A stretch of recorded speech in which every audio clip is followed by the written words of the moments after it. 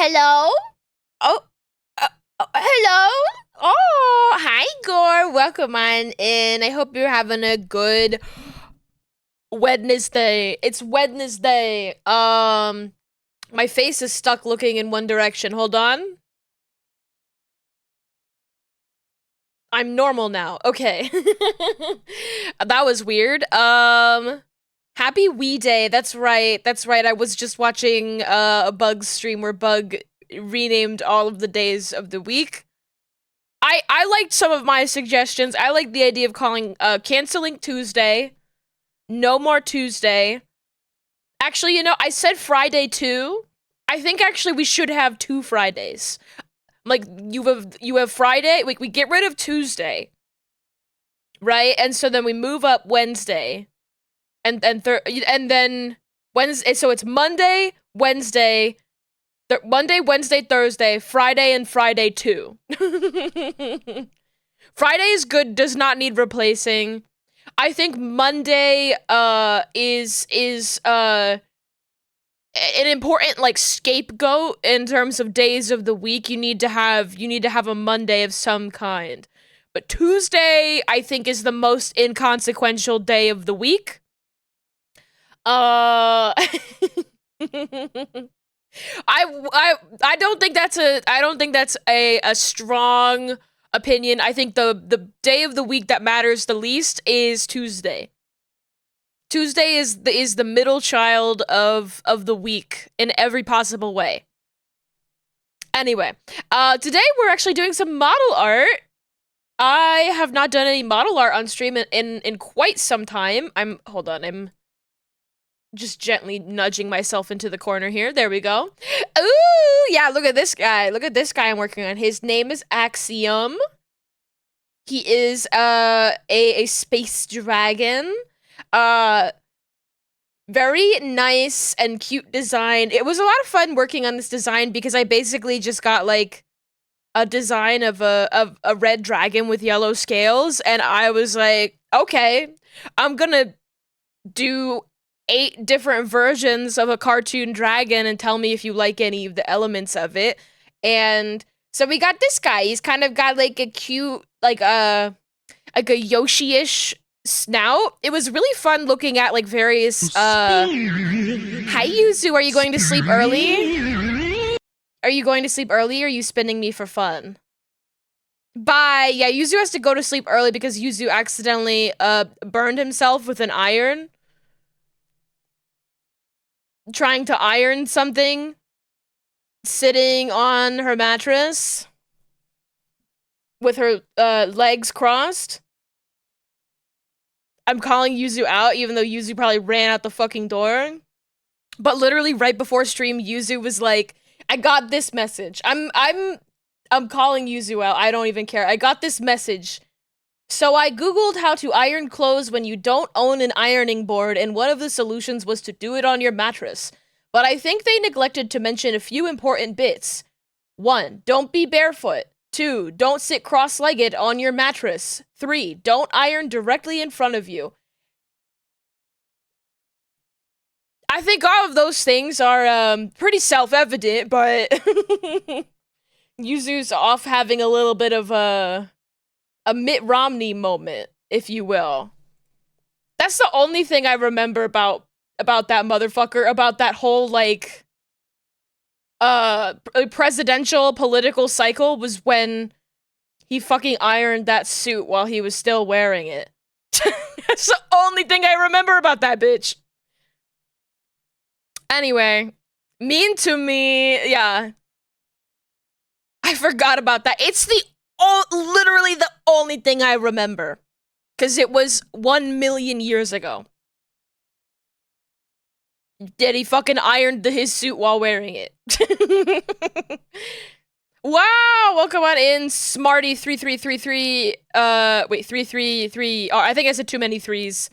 But welcome on in, Smarty. I'm so happy that you got the green message, that everybody's green right now. Can I get some Glorp sitting very comfortably with his friends in chat? Everybody is green. Yay! Glorp sitting very comfortable around a campfire with its friends. I like how there's the very cute one that Callum redid, but I need to use that one every time. I need both versions. Because I need the green one for when it's just a bunch of green people.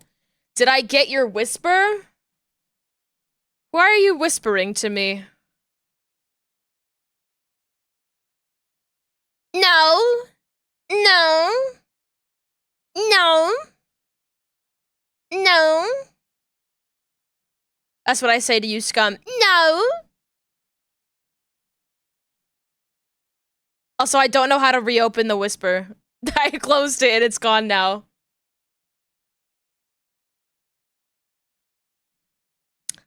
Oh. Yippee!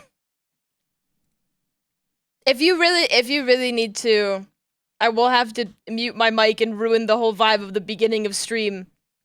Scum needs to use my bathroom, everybody. I have to mute myself for scum! Don't worry about it, sweetheart, but I will. I will because I love my friends. Alright, I'm muting myself.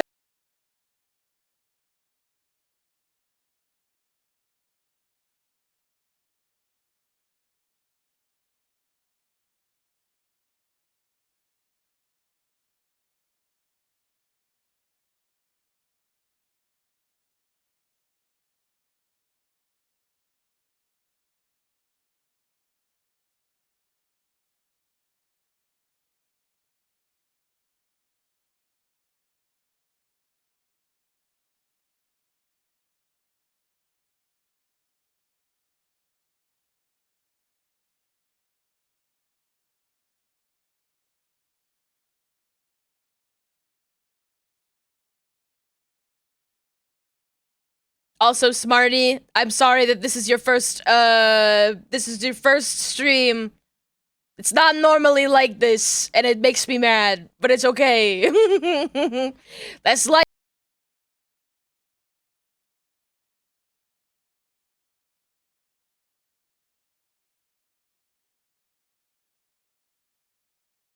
it's just we can enjoy the jazz fusion, the Japanese jazz fusion in the meantime.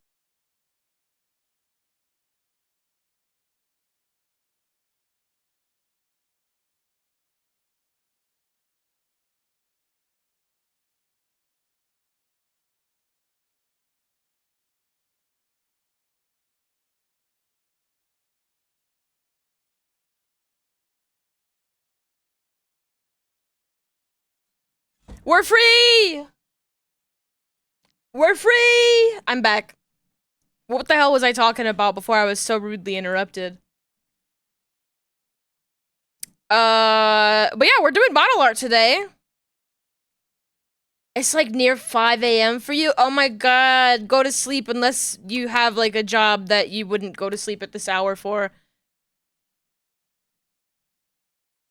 Might be good. I don't know file size. I made this bottle. It's 5,000 by 5,000, which isn't like usually the upper limit for a model for me is 6,000 pixels tall. But I'm wondering if because this model is square,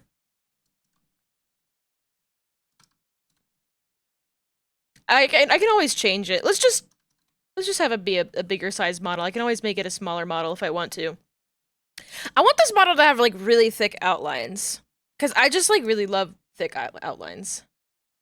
5,000 easier to scale assets down than scale up. Exactly. Usually with my models, at least the models that I've been making recently, I even if they're not my art, I tend to export a smaller version of the model, just like scale-wise. I can export a version that's scaled smaller. Sorry, the mysterious other presence in our living space was in the bathroom for like half an hour and then started showering because they're evil. The entity living in our walls, of course. Anyways. Anyways. Yes, it is easier to scale things. And also, like, I kind of like to work pixel perfect. Not like I'm doing pixel art, but I don't really do textured brushes. I just tend to work with, like, clean line art. Also, that's where Z-Bat's been. Background music makes you want to dance? Isn't it good? This is, the Wario Goldmine remix from Mario Kart World. I love the abundance of a lot of folk instruments in Mario Kart World. He's in the walls. He's in the damn walls. Hi, Deep House Mouse. Welcome on in. Oh my gosh, you're the first. You're the first person to chat in here that isn't green today. We made it like 10 minutes, and you're the first person who's not green. Your elemental power is green. Mouse? So, this is a very interesting model. I'm not like other chatters. I'm different. This model, I'm very excited to be doing the model art for it because it honestly, I don't think it should be that crazy to do. I think the hands are what's going to trip me up the most because this model has arm poses. I've got to do like a gaming art pose and stuff like that. I've never done a gaming toggle. Like looking back, I'm like, I should ask like what kind of controller? But maybe I have like a reference, so maybe I can sort of suss it out from that.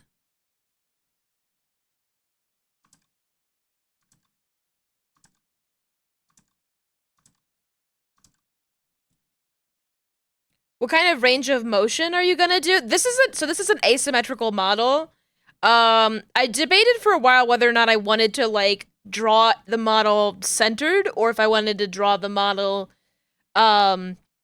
and then like move it to one side more, but instead I'm doing just classic asymmetrical, so just having like turn a little bit further to the right and then turn towards the center. Maybe a little bit to the left, we'll see. Making a VTuber model? Yes! That is precisely what I am doing. It doesn't really seem like I'm doing very much at this stage because I'm just putting the forms down, but that's what we do here when we make VTubers. Usually I'm rigging. Usually I'm not doing model art, but I do really like, I like that people come to me for like cartoony model art specifically. They're like, hi. Especially when I get to like do a little bit of design work. I tend to get a little bit stuck when it's a lot of design work. Like I have to charge somebody for a design, but when it's like just figuring out how to convey like a simple concept in my own style, I'm like, yippee! For myself, no. No, not for me, for a client. This client, his name is Axiom. I don't know if he has a Twitch or even plans to have a Twitch account. He has like a YouTube, I think. But I don't think there's anything there yet. More of a case of this would be his first model.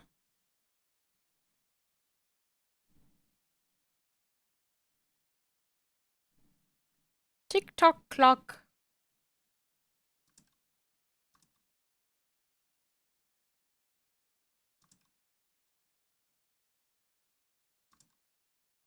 I have been doing, like, I've been listening to nothing but this soundtrack. I'm just like, it's like, this is 7 hours of soundtrack, and then there's even more. Like, it's not even all of the songs.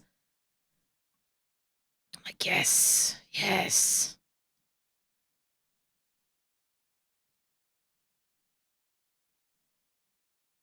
Okay, so I'm gonna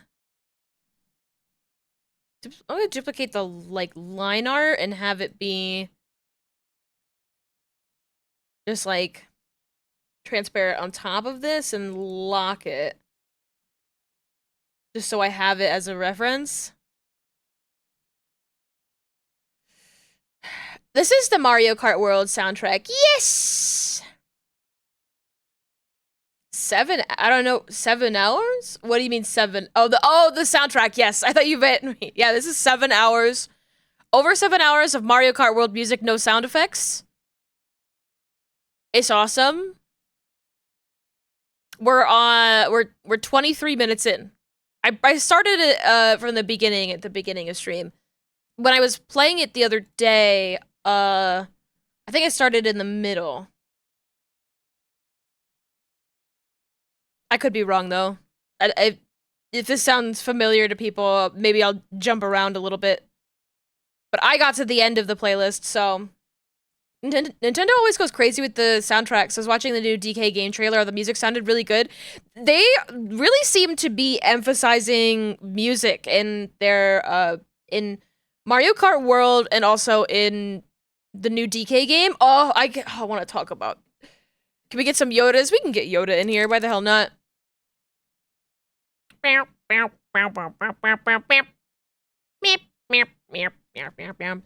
the new DK trailer, I do want to talk about the new DK trailer. He's so cute. I'm like, I need to stream that game because I just think that his new design is so cute. And I think that if I play that game on stream, it'll just be a whole stream of me, like him making an expression and me going, he's so cute, and like crying because I think that Monkey's so cute. Yoda.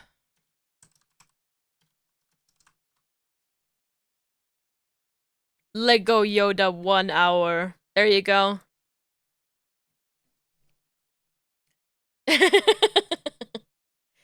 Usually sleep with rain sounds on your subwoofer? Is that crazy? That's kind of crazy. I have to like sleep in silence more often than not.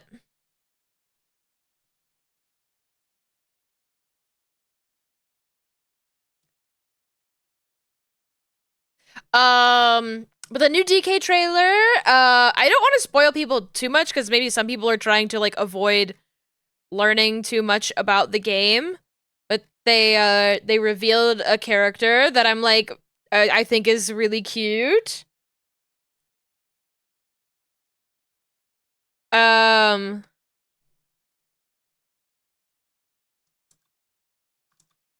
really like the outfits. They've got outfits in there. Subwoofer gives extra feels with the thunder sounds. The more you know. But I think new Donkey Kong is so cute. I liked seeing all his other friends. You got, Diddy and what's the pink one's name? I'm blanking. Is she Dixie? Where's Cranky though? Not Cranky, Lanky Kong. Where's Lanky Kong? Dixie is the pink one. Candy Kong is the booby one, right? Yeah, Candy Kong is the booby one. Okay. I love when Nintendo advertises their games, and especially so when they were advertising the new Donkey Kong game, when they're just like where they're just like, you can jump with the A button. And if you press the Y button, you can spin around. Like, yes! That's what I'm talking about! I love spinning around.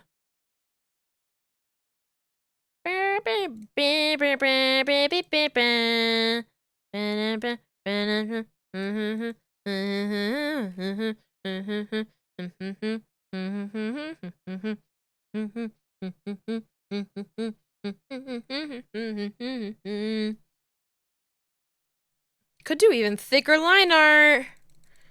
Like, You know, crazy thick line art, like go like real stupid with it.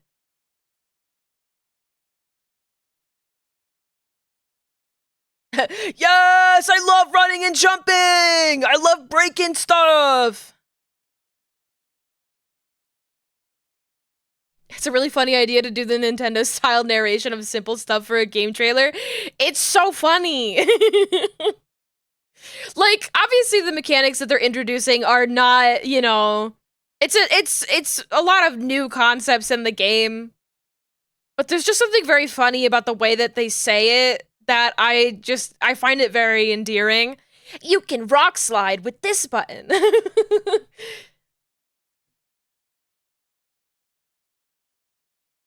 Yeah, you can even use the control sticks to control your arms. Wow. And with the D-pad, you can aim. Like, I'm like, yes! So true! I really, really love the evil monkeys. The evil monkeys? I love... They have names now.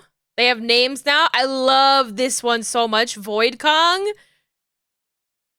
I'm showing the class.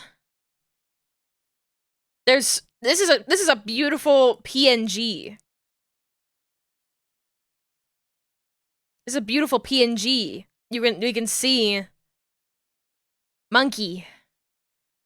I think just like Capuchin Monkey is such a funny monkey to make your villain. Like huge, I don't know, like a Neo Cortex kind of vibes. Yeah. The lady one will always be Cunty Kong. True. It totally makes sense to use monkeys as enemies instead of apes. That's true. I forgot that people pointed out that that the one monkey, the Cunty Kong, she's a monkey, she has a tail. I've already forgotten the name of the other ones. I just know Void Kong because I was like, Void Kong? I was like, what? Who? We're like that's not a cute name like the other ones. Hold on, I'm trying to Poppy Kong? Okay, Grumpy Kong. I was like, this guy looks like a gorilla though. But I like the different monkey representation, you know? I think this guy's like just a gorilla or orangutan, probably.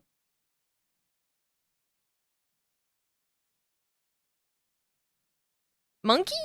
Just like a big monkey?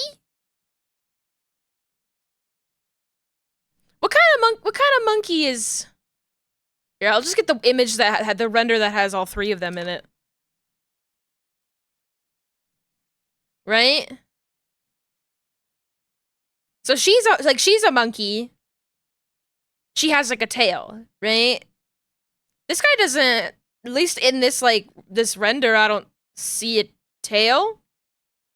And also like the red makes me think, but maybe I'm wrong.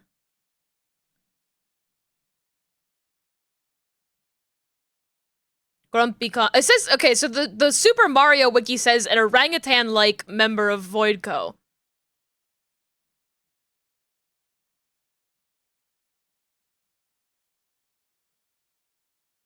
It does not say what kind of monkey Poppy Kong is.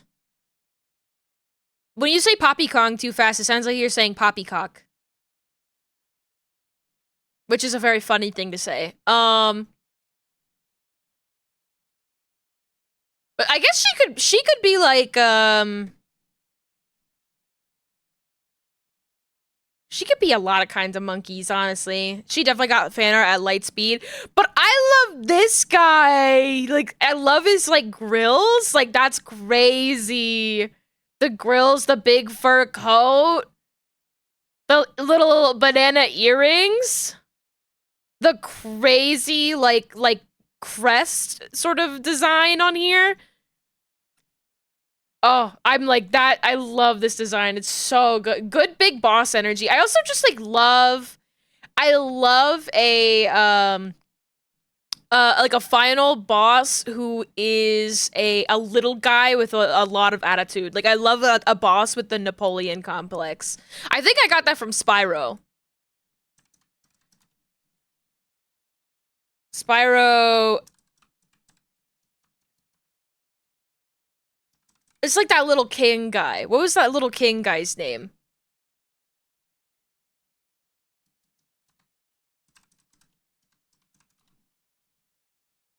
Ripto. Ripto. That's who I'm thinking of. Ripto's Rage. This little motherfucker. This little motherfucker. he looks he looks like that in the original game. He looks kind of fucked up in the reboot version. He's kind of scary. But like I think they did kind of nail the vibe in terms of this is a fucked up little evil guy. But it definitely like a Napoleon complex thing going on.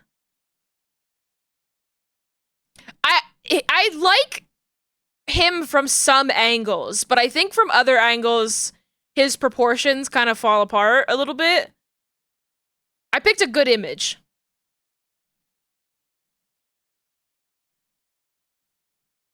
Hold on, I'm getting another image for the class.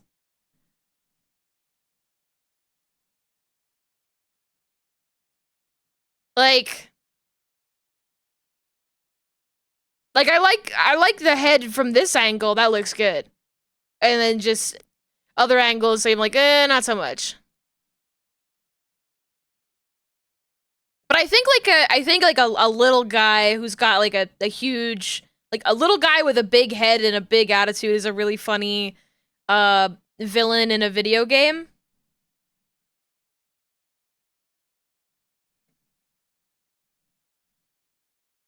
But we all know the true villain in Spyro is Moneybags.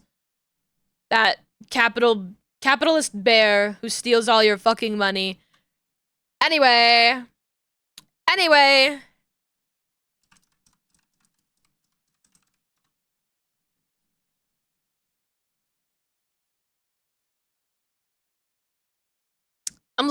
I had to look up images of monkeys.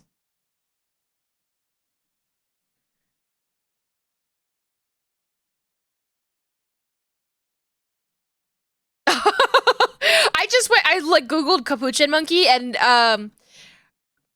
this says they are on the Wikipedia article. It says they are readily identified as the organ grinder monkey, and I went, the what? Like forgetting about organs, the instrument. And I was like, why would they call him that?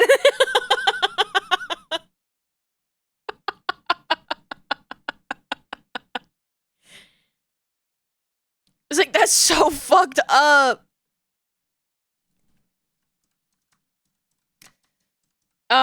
What kind of monkey is uh the villain monkeys in Donkey Kong Bonanza?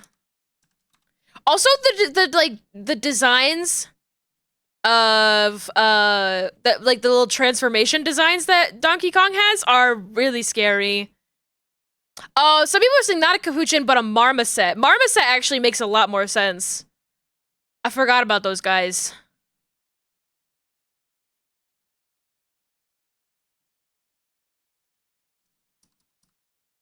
I'm so zoomed in on Reddit because I'm showing people images.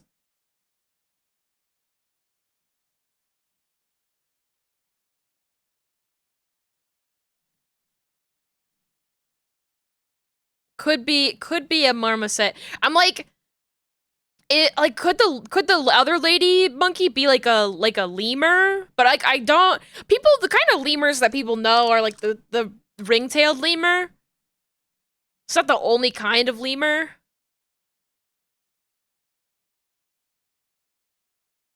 Monkeys are so interesting.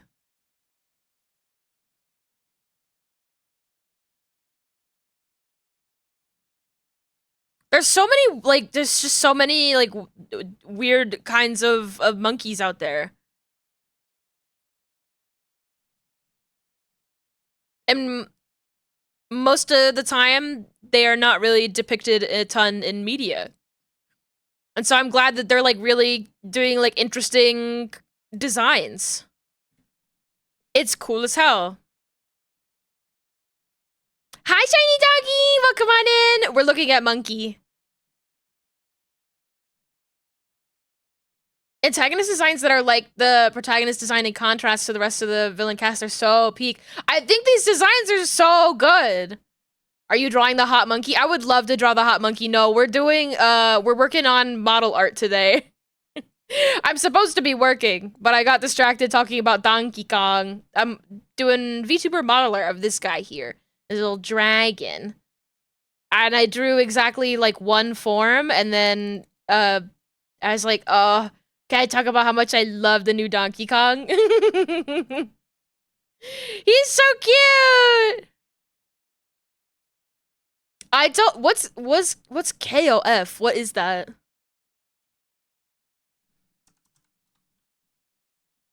King of Fighters. my brain, it's so funny because my brain went King of the Hill. I'm like, that's the only thing I know, but I did get the King of. I did get the King of correct. That's what's funny about it.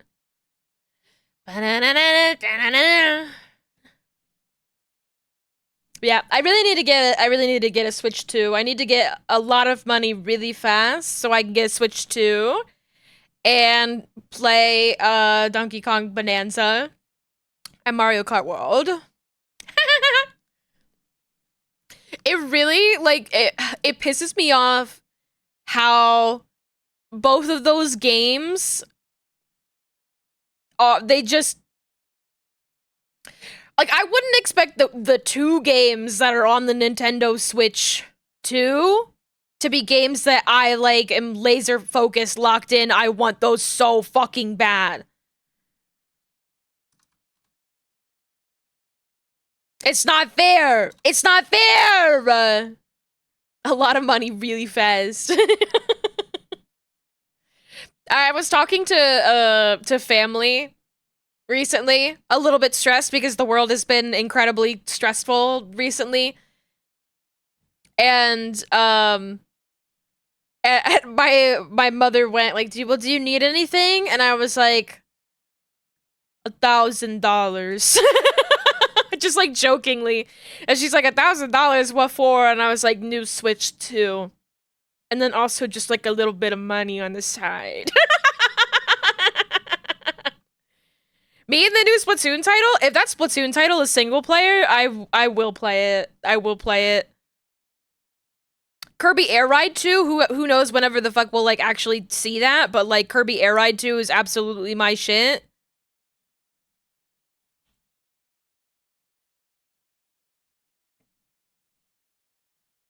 Your dad was like that, and he was like, "What if you needed to talk?" It would be so different if I like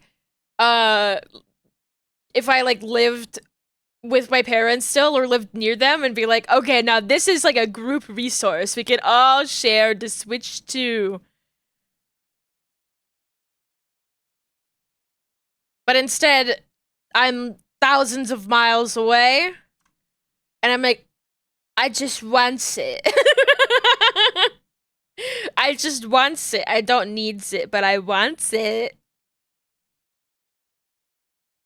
I think I would also be fine with just like if a friend of mine had it and I could just like go over to their house and play it. That would be nice. That would be nice. But I can at least like talk about just, I don't know, like I just really am impressed with the character design. Like three things: the character design, the animation, and the music featured in both titles, both in Mario Kart World and in Donkey Kong Bonanza. I think just sort of like post like Nintendo has always been a brand that cares a lot about music, I think. Um but especially I think post Super Mario Wonder, really what I think is that I think post the Super Mario Brothers movie, not the old one but the new one with Chris Pratt. I think after that, like, the company put more of a focus on making their characters look so much more like animated in like a classic animation sense. What's wrong with the old one? Well, I think that it's a bit old, you know. People like there's a lot of kids who don't even know it exists is the thing. So out of touch, out of time, and out of my head when it's not around. Um, but I genuinely think like after that movie, we got like Super Mario Wonder, and Wonder had a lot of focus on animation and like interesting art uh style decisions going on in that game. It was a visual treat. It looked beautiful. I think it's so crazy how much Nintendo stands out like banana in a smoothie in terms of like the other companies and what they're doing, like by and large, like what the video game industry, like the AAA, like the big budget video game industry looks like. And they've kind of Nintendo has kind of always had its own style, and was always kind of beating to its own drum. But truly the only game on another console that I would want to play is Astrobot. What's my dream game? Oh god, that's such a loaded question. I think that I flip-flop between so many different kinds of games. I think they already did make my dream game. And it's called the Binding of Isaac. I have a very varied sensibility, but I genuinely I have the opinion that a video game needs to have an art style or it needs to just like get out of my face. I'm if your video game doesn't have like a genuine like style or art direction, I'm not gonna look at it. I'm gonna go boo and I'm gonna put it down. Like Masters of Stylization, even with like Metroid, it still feels like it stands out so hard. Yes. Yes. Wonder as a game is great. The Wonder Effect stuff makes me want to know what kind of setup they had to accommodate all that dynamic behavior. Yeah. It's also just like so interesting. Like I feel like there's so many like details that they're so well done in Nintendo's games. As far as like, you know, not talking about like Pokemon. Like Pokemon struggles a little bit. That's a different guy. That's the Pokemon company. But I feel like it's so funny how so much effort goes into a lot of little details in like Mario Kart World, for example, but then also like really obvious things get overlooked.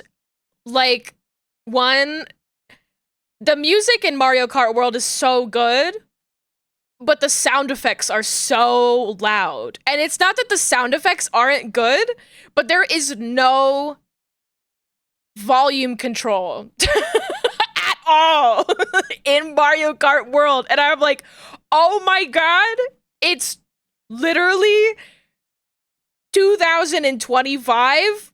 I would like to turn down the sound effects so I can hear your beautiful music.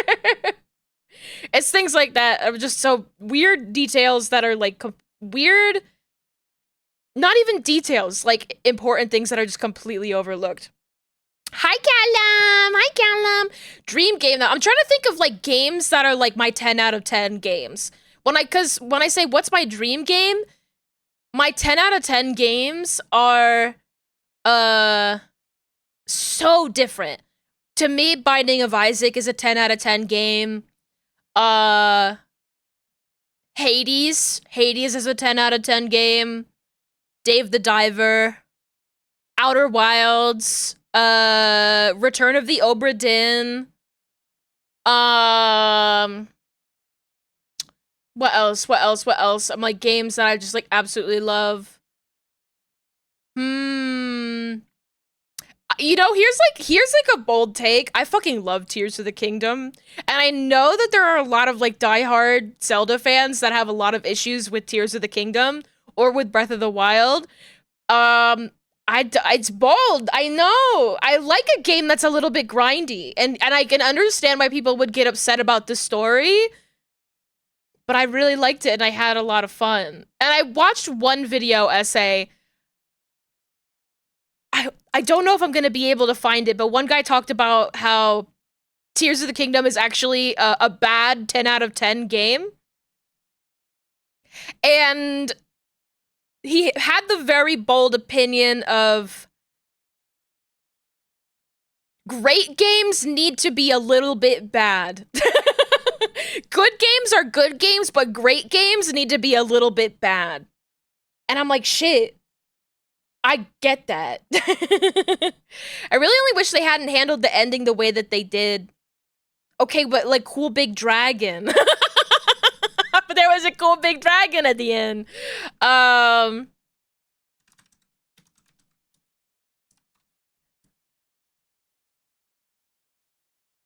wonder. I don't know if I could find the exact game because I think a lot of people have made videos about like how Tears of the Kingdom is a masterpiece actually, but I fucking loved it. But I really like a game that has like a grindy aspect to it. I really like I like a roguelike. I like just like sitting around doing nothing. Balatro is a 10 out of 10 game for me, absolutely, and every single fucking day of the week. I think a perfect game, my dream game is definitely a roguelike. But I'm also perfectly happy just sitting around and doing like nonograms. Like I don't need I don't need like crazy shit happening on the screen 24/7 to have like a good meaningful artistic experience. I think just like the perfect game to me is one that is lovingly crafted by someone who's doing it for the love of the game, you know? If you ever want to give Risk of Rain 2 a shot, let me know, by the way. I've still got some keys.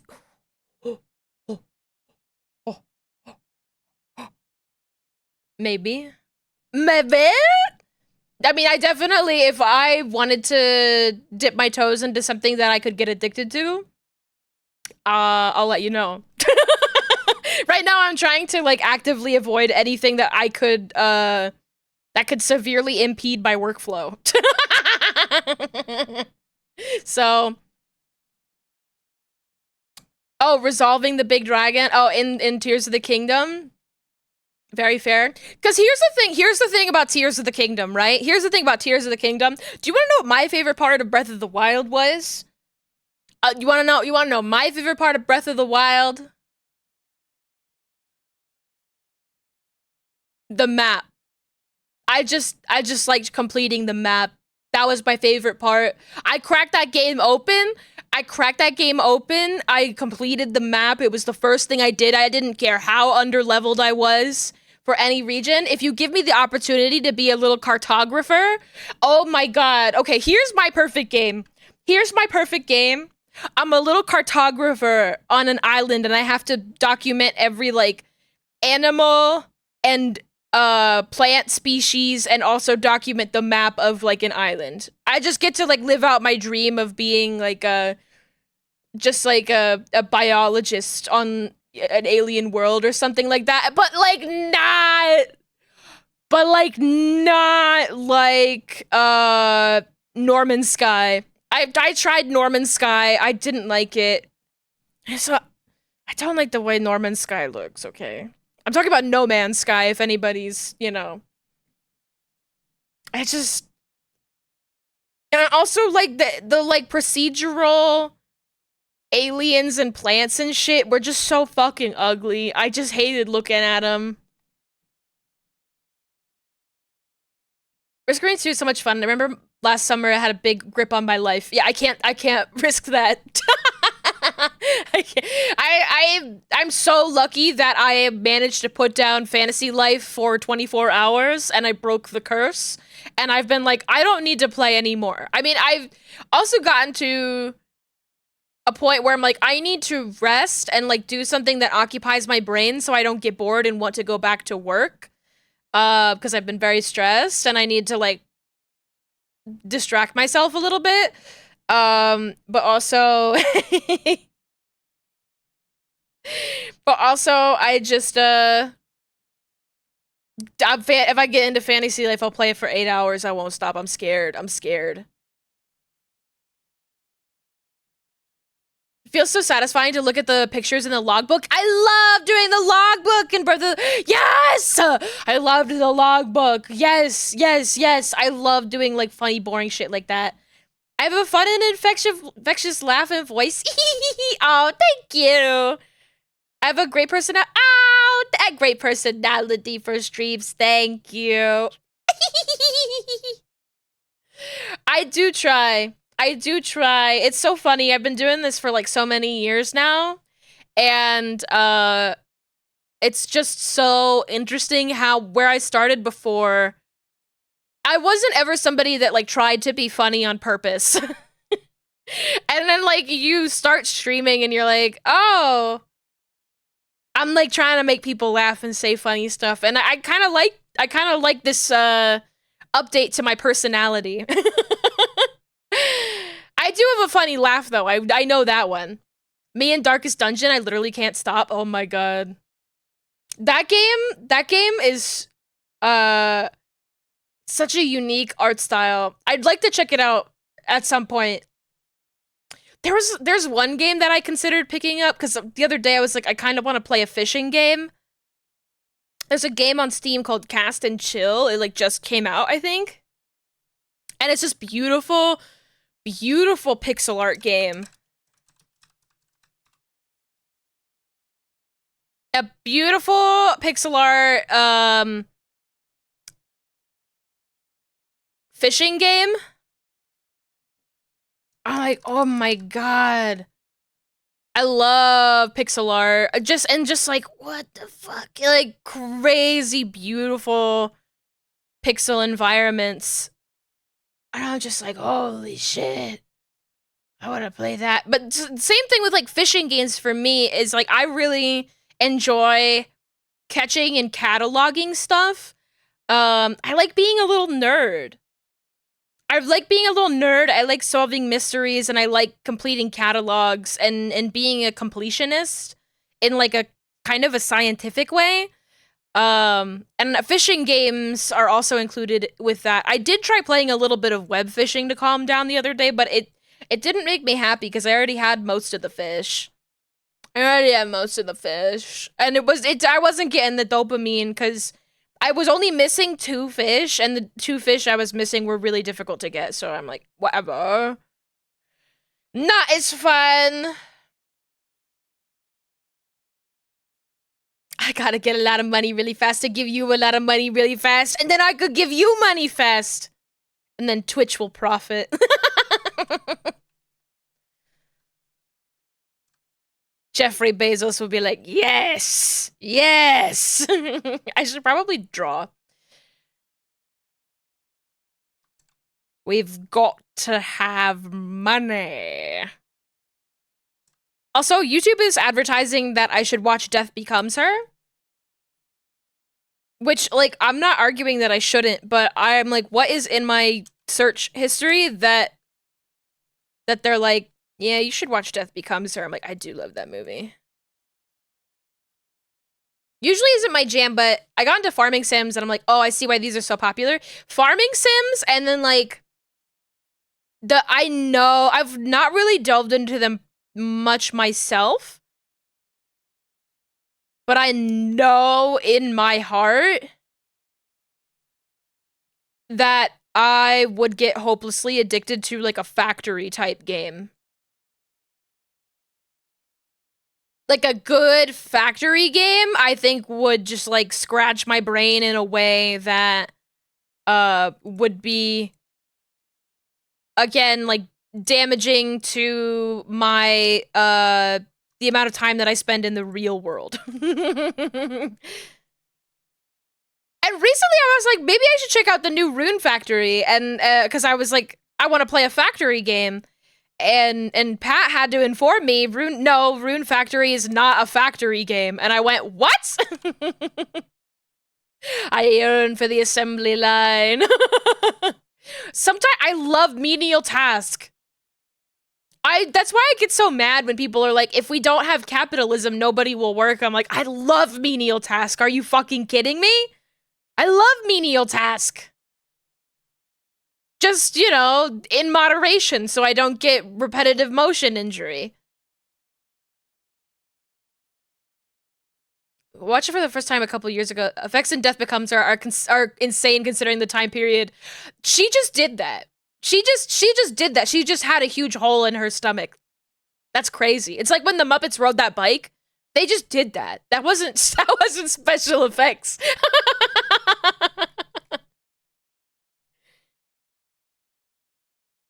If I didn't have to make money, all I would do was make video games and art. Literally, I was doing dishes the other day, and I had the thought of like, wow, I think I would actually really enjoy working for free if I had all of my expenses paid. Like, if I didn't have to worry about my expenses, I would love just making art for people. And then I went, shit. And I got really sad. If I didn't have to work, I'd go clean out my city's sidewalks right now. One time I volunteered to help clean the LA River, and it was very satisfying. It was like very satisfying, like hard work. I'd love to make food for my neighbors. Oh my god! Like have like I'd love to be sharing my food with my neighbors and like having a potluck. I love baking and making desserts and sharing them with people. I haven't done it in so long because I haven't had an office job, but it was so nice. One of the nice things about having an office job was literally just being able to bring stuff in and just be like, yeah, there's a bunch of, I made a bunch of cheesecake cupcakes. You can have one if you want. But like post-COVID, that was like unthinkable, you know? And also, like, I get it. Like, every time a country tries a universal basic income for low-income people or basic housing, all of them ended up still working, because guess what? It means they just get a new established foundation level. Hey, you guys remember when we had like in the United States, we had universal basic income for like a hot second? Like, I was talking to somebody recently and they were like, am I crazy for feeling like 2020 was easier? Like, am I just being like colored by the passage of time? Like, obviously 2020 was horrible. And I was like, I thought about it for a really long time after, and I was like, well, in 2020, we all had universal basic income. Well, if you were unemployed. If you know, I had like a bigger unemployment check because of it, and I know a lot of people were getting so much money in their unemployment check that it was more than their like minimum wage job that they couldn't go to anymore. So, not so much the stimulus checks, because that was just sort of like a random bit of money. I'm not going to complain about those, because I love money, but, you know, like, mostly just the bump in unemployment pay. And then just, like, a ton of people didn't have to work, and they just sort of did passion projects and, like, learned how to bake bread. I got this, I mean, yeah, the stimulus check was also just, like, free money. Some countries that have basic housing for the homeless, and guess what? It helps them stay stable. Eventually lets them get better lives. Yes. They hate you knowing this, but the best way to solve the homelessness crisis is to give people homes. Who would have thought? Anyway. How did we go from talking about, like, Tears of the Kingdom to this? How did that happen? I'm so good at just sort of jumping from one topic to the next. I just got here. Go from Donkey Kong to Just gonna use some basic shapes in here. Yoda!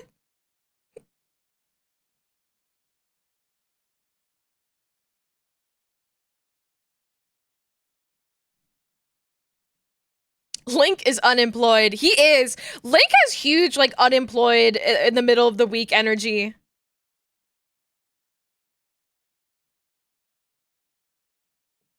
Menial task. We were talking about menial tasks. I do love menial task. I love menial task, and I love changing the topic when nobody's looking.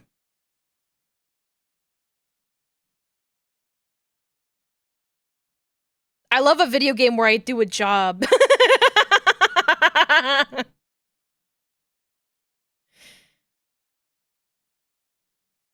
And I love a collectathon. I like being a little nerd. But I also love, like, I like solving a mystery. Like, I love mystery games, too. Puzzles. I love thinking. I love thinking just almost as much as I love not thinking.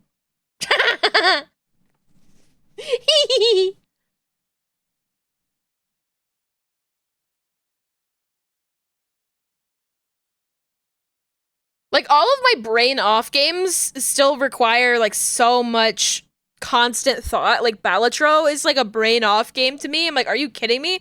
Do you know how much you have to think to, like, actually win in Balatro? I hate thinking long, but I love thinking short. True. I know, I understand that. It'll be noon, everyone will be working, Link will be skateboarding on his shield for a jar of milk.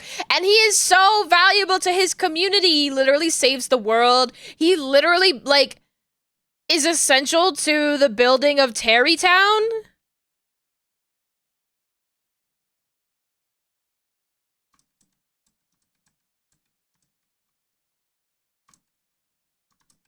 People, like, make fun of unemployed people, but really, at the end of the day, like, they're... Like, it's kind of good to have a lot of your day, like, have somebody in your life that has most of their day freed up, either for, like, babysitting or just, like, helping you move. Like, somebody who can, like, actually do tasks that, like, you... It's so cool being able to go to the doctor in the middle of the week. Send them on errands, exactly!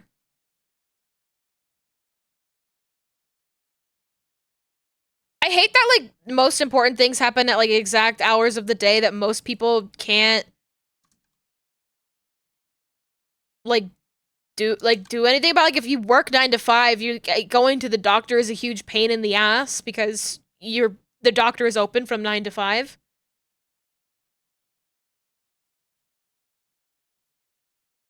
Like, who the hell decided that's how this works? Every doctor should work on a, like, schedule that is like off by, like, 2 days or, like, a day, you know? So, like, all dentists work from, like, Thursday through Monday, you know? And they have Tuesday, Wednesday off.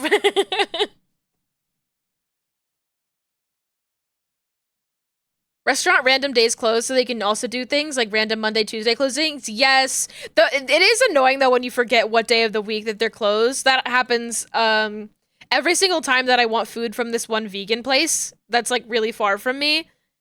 I'm like, oh shit, they're actually closed on, like, Monday or Wednesday or something like that.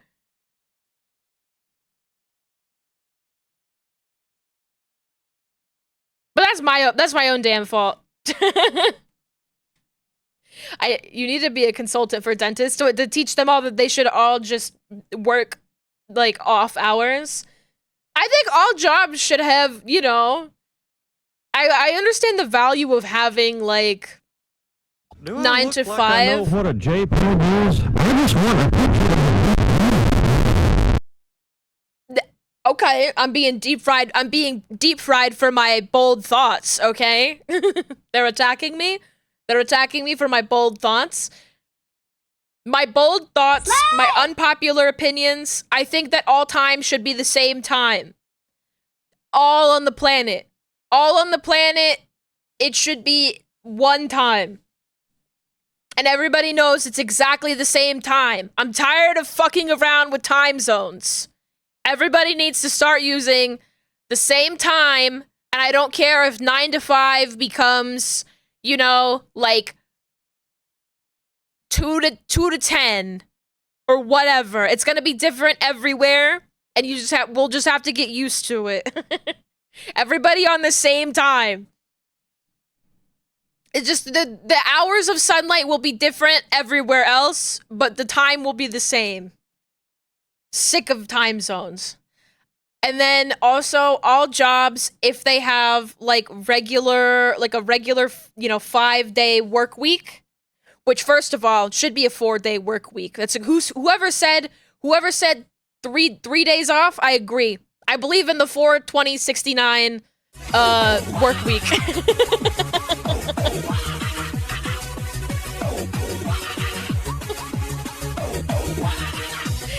Welcome on in, the Angler. The Angler. Welcome on in. I am busy. I'm a Jersey Devil VTuber who does live 2D rigging today. We are working on some model art. I hope you had a wonderful stream. If you have to head out and do some post-stream care, you are more than welcome to do so. I was just talking about how I believe in the 4/20/69 work week, which is we work 4 days a week.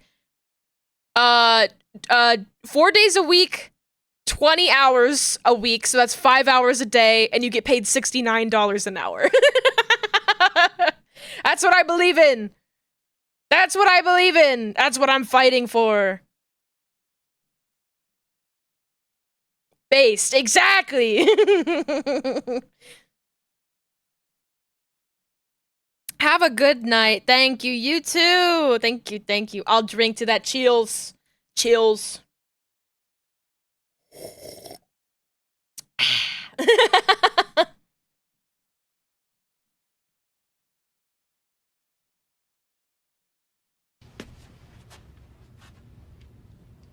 Save. Oh God! I should save.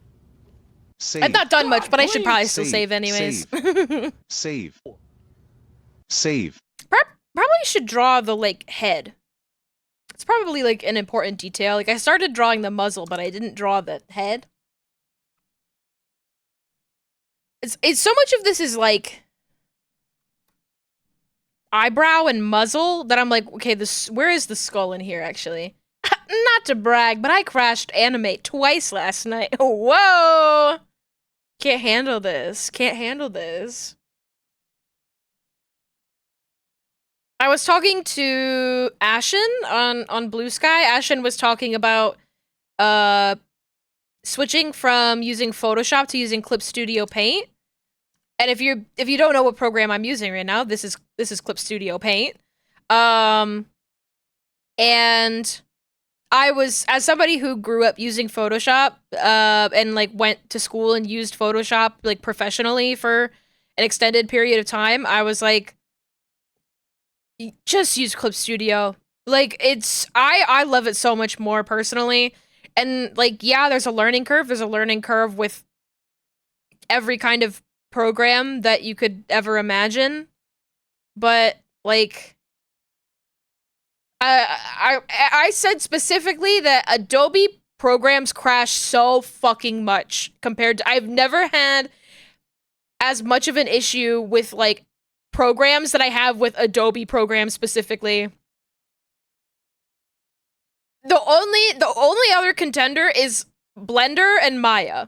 Blender and Maya, like 3D softwares, love crashing. I don't know what that's about. Somebody who knows more about computers could probably tell me what that's about, but like,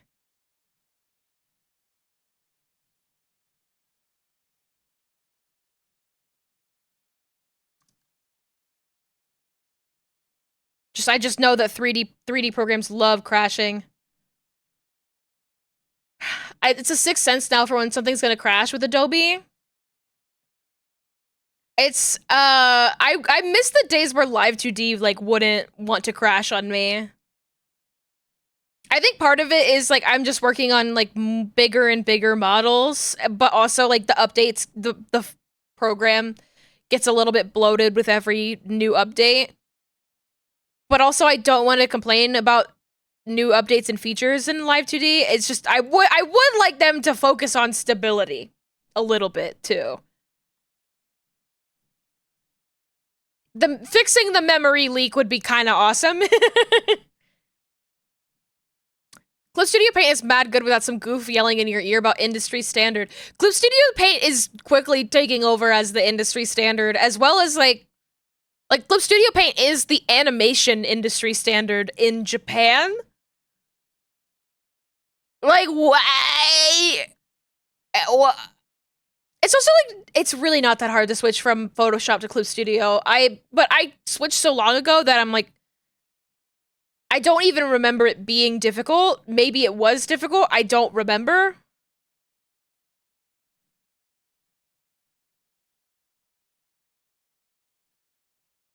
Granted, I know like a good number of programs, so I'm very tech literate in that way, I guess.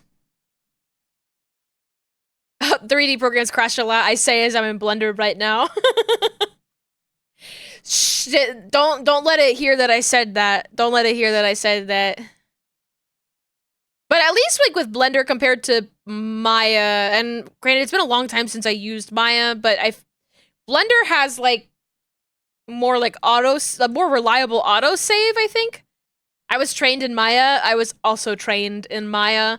And every time I open up Blender, I start using Maya hotkeys, but I refuse to change the hotkeys in Blender, even though it's so easy. Because I'm like, fuck, I'm never gonna use Maya again. I want to learn Blender's hotkeys. But like, Blender autosave is good. Clip Studio also has an autosave, but I've never actually needed to use their autosave in Clip Studio. I just I'm usually pretty good about saving. I've never had an issue with Clip Studio crashing.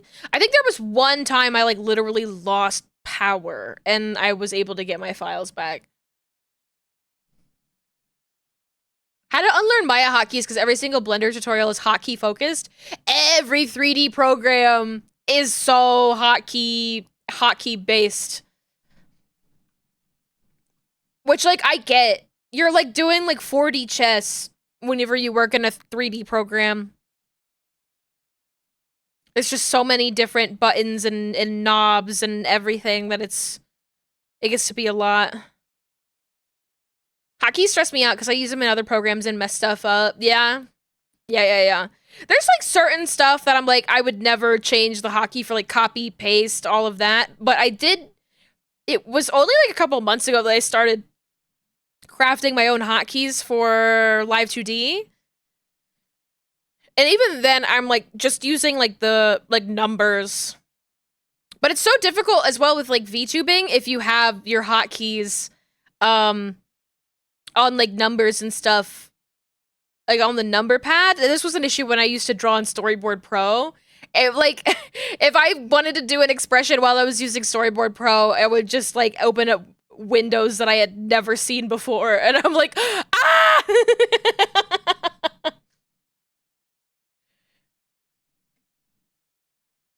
But now I have Stream Deck, so I don't really need to press button as much in terms of like number button.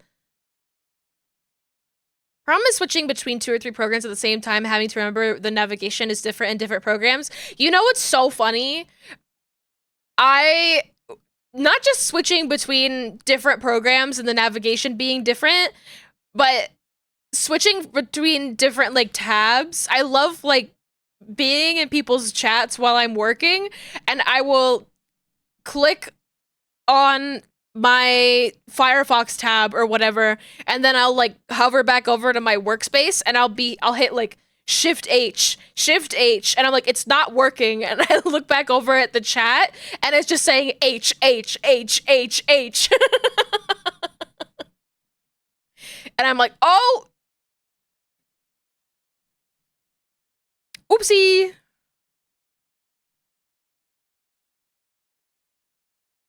Done that one a lot. That one's it's just funny every time that I do it. Genuinely, like, when something isn't working in my program, I'm like, the first place I look is back at a chat box, and I'm like, oh, fuck. Stumble over myself every time I switch between Unity and Blender, as if I haven't been using them both a lot in a short time. You know what sucks? Like, this might not be something everybody's experienced, but, I was gonna say, I know Callum uses Mac, but switching between Mac and, Windows keyboards with the Control Command key difference, and then, like, switching between the two is such a mind fuck. That was a thing that always tripped me up in school, switching between using a Mac and using a PC. And I was like, oh. Eventually I got over it and I got used to it, but it just like, that's one of those things that just like pissed me off, that the control and command are effectively the same key, but they are in different places on keyboards. And I'm like, literally every hotkey is dependent on where that key is. And also, I do think it's funny, the idea of calling out Callum on that, because Callum uses regularly insane keyboards that have, like, less keys than I have fingers on my hand. So, granted, I have hooves, so...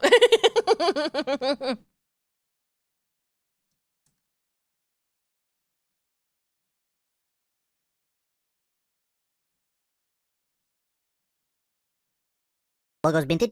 What? What?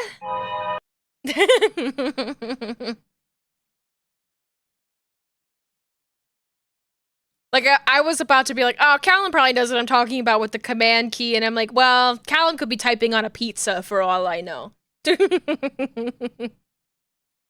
Give me pizza. P-I-Z-Z-A.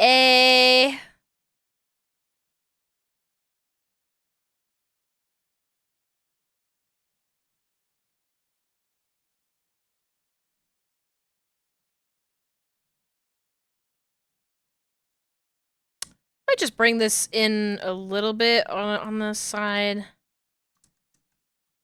I do want this character to have kind of a strong, like a square head. I'm using one of the 29 key keyboards today. How many keys does a regular keyboard have?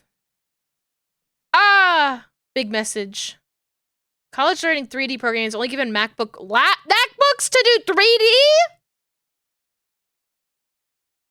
You're gonna burn your lap. You're gonna have to go to the hospital. Unreal 3? Okay, oh, how to use Unreal 3, which only worked on Windows there. Okay. Had to pass around USBs of Windows OS to partition it. Oh my god. Unless we had desktops or went to a computer lab or lived at the school and had to try time your work to not get kicked out of the class coming in. Oh my fucking god. How do you not have, like, permanent scars from, like, burns? If for those unfamiliar with, like, using a MacBook, those motherfuckers overheat. They overheat like no tomorrow. At least the older ones did. I can't imagine it's very different for the newer ones, because the newer ones have, like, less individual parts on it. Wanna know how I got these scars? My dad uses a MacBook, and he is allergic to non-precious metals, so he's allergic to, like, nickel. And he literally has spots like where his hands rest on the MacBook. They're like, there's like chemical burn. Not on his arms so much, but like you can tell where his hands rest, and that the metal has been like corroded by whatever chemical reaction is happening there. It's so scary. There's usually 70 to 100 keys on a keyboard? That's crazy.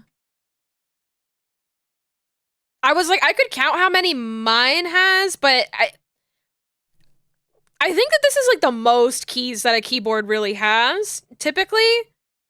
It's got, you know, your QWERTY op, and then it's got the numpad. all the F keys by all of them all the way up to 12. And then like your print screen and your insert button that people don't really use for anything. The reason we had MacBooks was for the music people got a sponsorship from Apple, so they just gave the computer animation students the same stuff.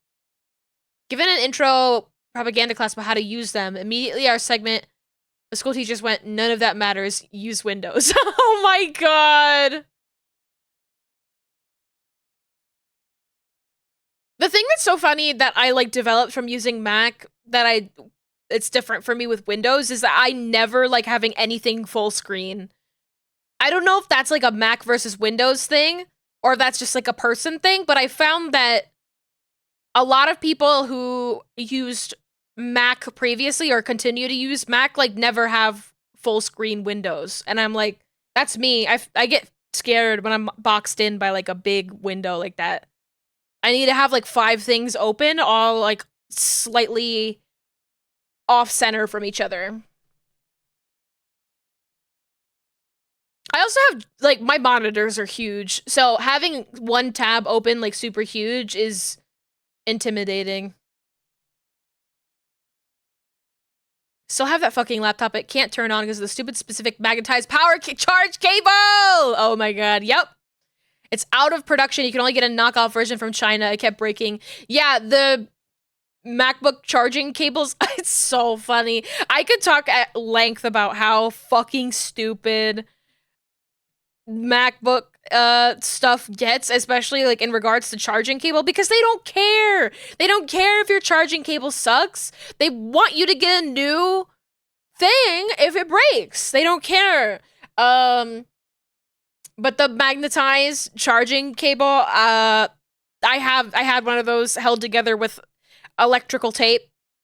And I saw somebody recently, like, I think Apple said something along the lines of, we think of everything, like every detail is so important to us, and somebody just replied, ratioed them with the image of the fucking MacBook mouse and how you have to charge it on the bottom of the mouse.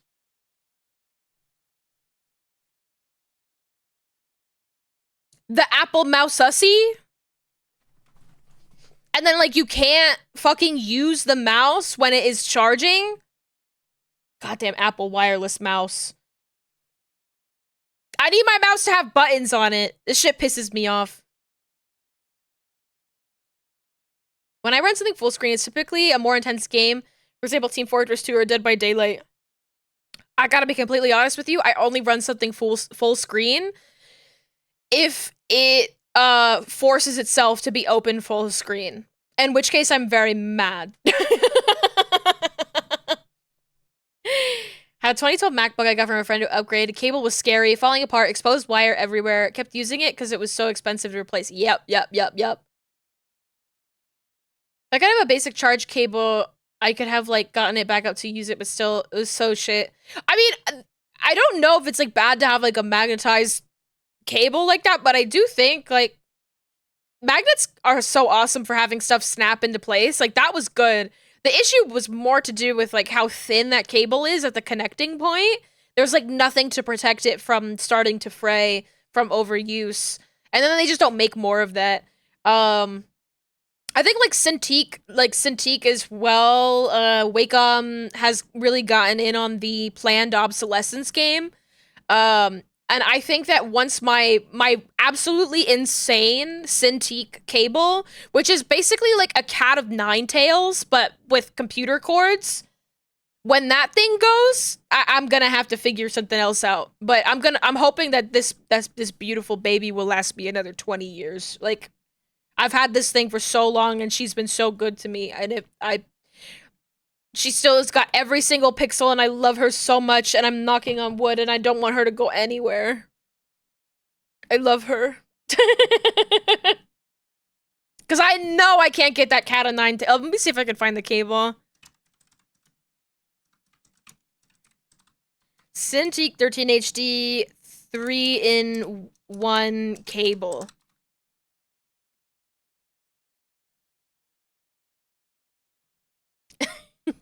This is a fucking cat of 9 tails.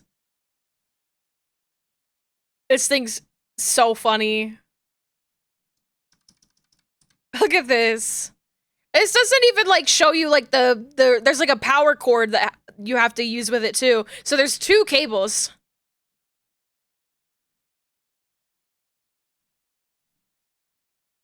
They're two separate cables, but so it's not even a 3-in-1 cable because there's the power cable as well. Insane. They beat Jesus with that. Like, what is that? None of these cables are in the Bible. And by that I mean whatever this thing is. One of these is an HDMI.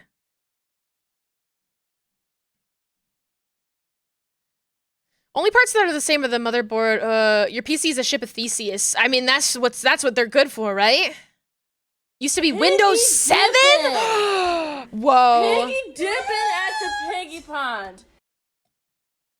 I bought a PC when I started streaming. I built my own PC and then I needed to upgrade.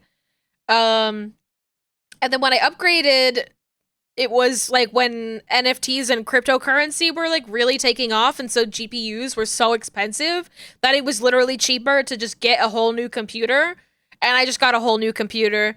And now I'm like, okay, well, if I ever want to, stop streaming baby games and art streams all the time, I can do a 2-stream setup. But for now, I'm not really in the game of playing games that make my computer run badly anyways. Besides like Star Trek Resurgence.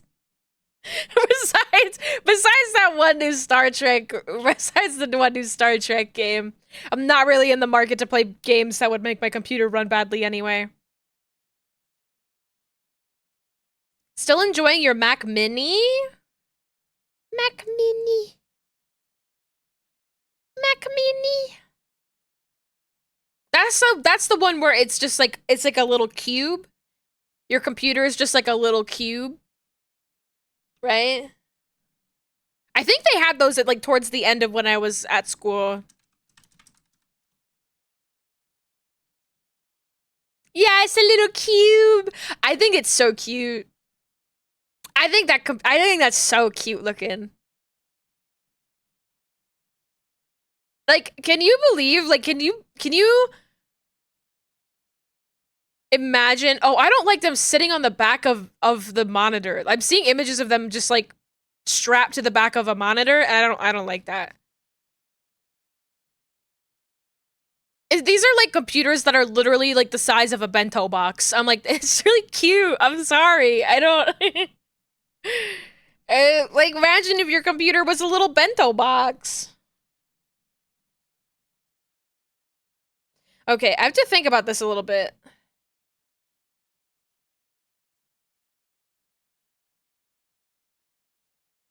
So the muzzle's gonna have to be one piece on its own, but I'm also probably just gonna have the, probably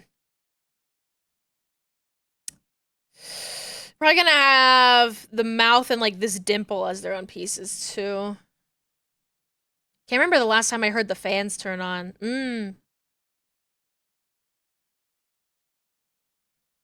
That's why you need to boot up The Sims 4 with mods. The Sims, not even with mods, with like as much DLC as you can get. You want to hear that baby purr.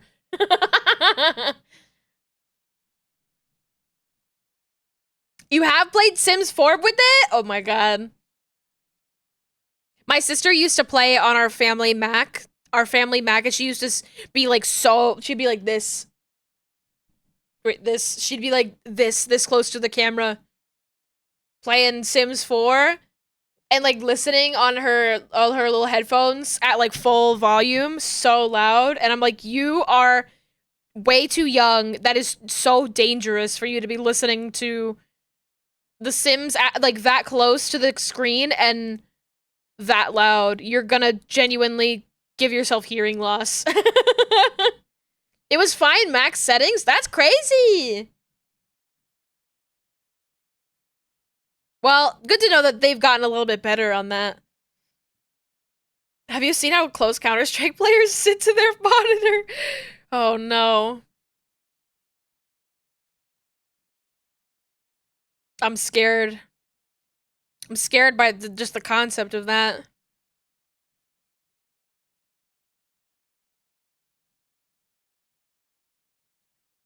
Also, today's probably just gonna be like a short yapping kind of stream.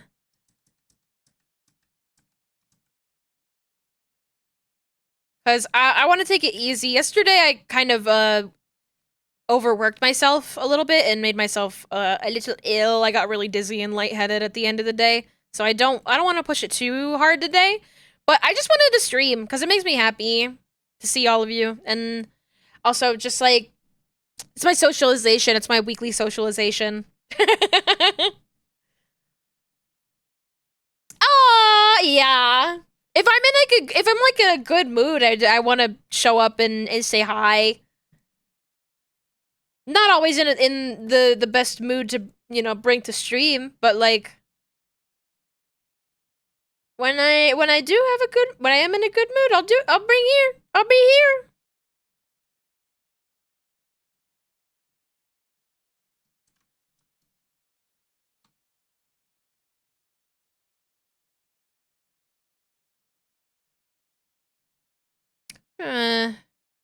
Turn these off really quick here.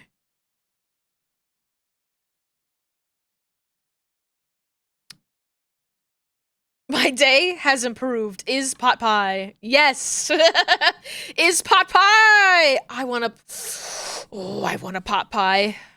This music reminds you of the Sonic Adventure 1 open world stuff. This is 7 hours of Mario Kart World. This is Super Bell Subway from Mario Kart 8. Yay! What'd you post in the Discord? Oh, how Counter-Strike players look at the screen?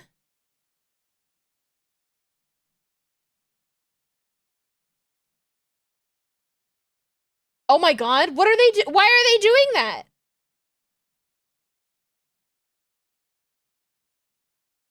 Why are they doing that?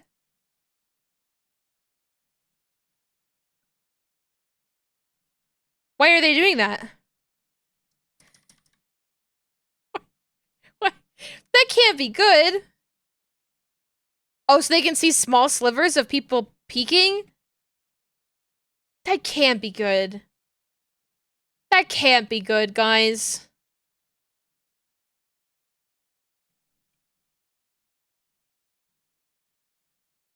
This just shit like that makes me go like, I hope you guys are having fun, but I'm gonna play Balatro. I'm just like, what are we doing here, guys? Esports makes you sad? I think like the concept of esports is like interesting and fun, but what like it's so like it's so esports. I don't know. The thing that pisses me off the most about esports is how like it truly is more than like any other game. It could be co-ed, and yet it like never is. And a lot of that has to do with just how women are just like not really respected in big league gaming spaces like that, or just like gaming spaces in general, but also I don't know. Fighting games are a lot more progressive. That's true. That's true. I am aware of that.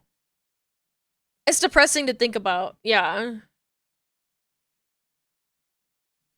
But I like video games and I like the idea of like competitive gaming. I think that like speedrunning is an esport to me. Is that insane?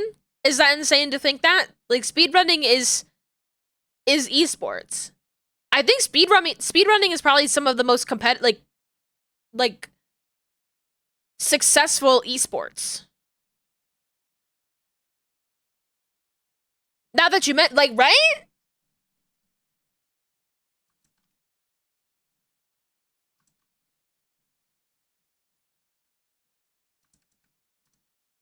I think I might just leave that muzzle there.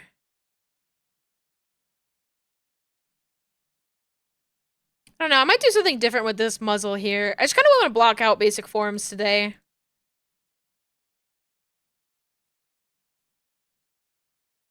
I should probably just have this line up with wherever I want this cheek to go. Especially when you start getting into races, yeah. I mean, there's definitely like an element of competition, and it's electronic. Like, it's all gaming. I've had a bad experience with esports types sucking the fun out of everything I enjoy, so I have a weirdness and distrust of the sphere. Yes, it's one of those things that, like, on paper sounds like it should be so fun, but actually it's full of some of, like, the least chill people that you could imagine.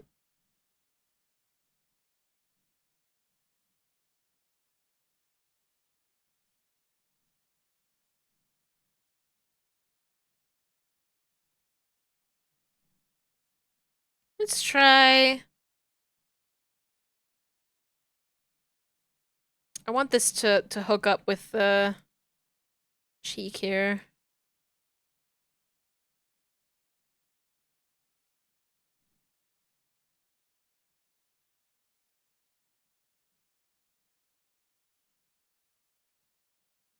At some point I'm gonna have to draw the teeth as well on this guy.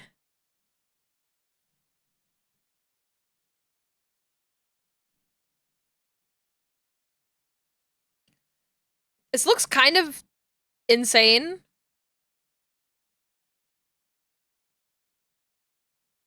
But we're not gonna see these lines that are over here. Like, those are gonna be tucked in anyways, so I'm like,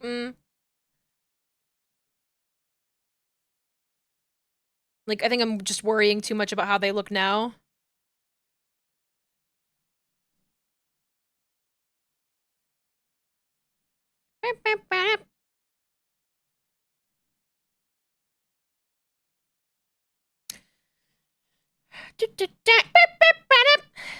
All right, let's do some eyes. I feel like the eyes are so important.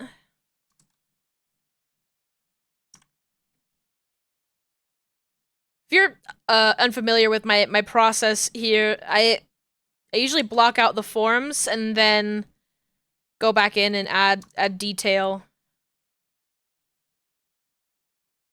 My process with model art is very subtractive, weirdly enough. This girl and her boyfriend knew back in Halo 3 who were training a custom game. They invited you and a friend to. Headshot training Octagon custom map, no shield, swap mode, instant respawns. You start with the battle rifles. All these things are so like Smash Brothers, no items, final destination, but in Halo. Everyone's constantly dying from everyone shooting you. That's crazy. Sudden death. Okay, yeah. Fox only, no items, final destination.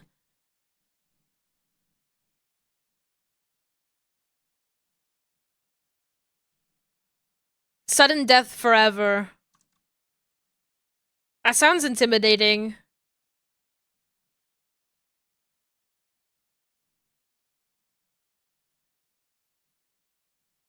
I'm so glad that I never got into shooting games and don't plan to. Sounds like you were the target for practice. That's fucked up.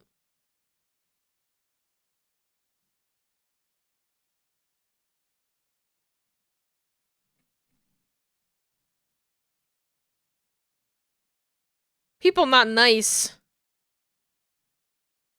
They just got Yoda too.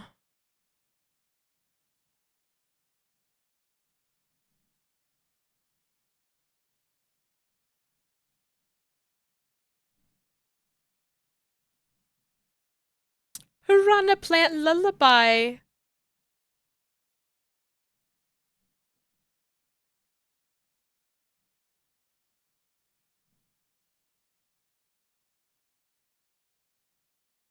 You know the Simpsons bit about Willie the Scotsman? I mean, like, which one? Willie has a lot of good bits. The first one that comes to mind is just the shinning.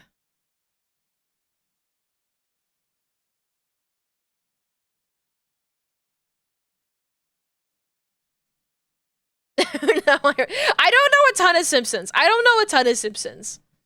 I will say, you guys could shout Simpsons quotes till the cows come home. I won't know most of them.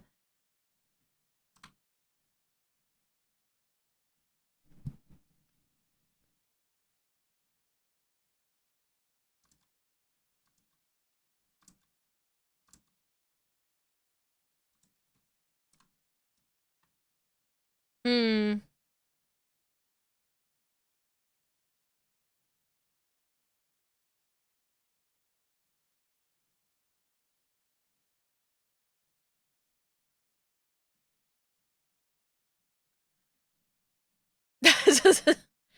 No one is worse enemies than siblings, just like the English and the Scots, and the French and the Scots, and the Scots and the Scots. That's how you feel when you talk about Halo?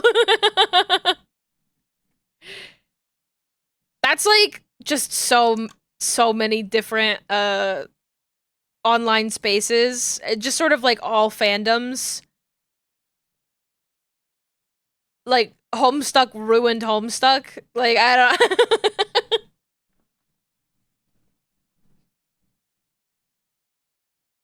So true, Yoda. So true.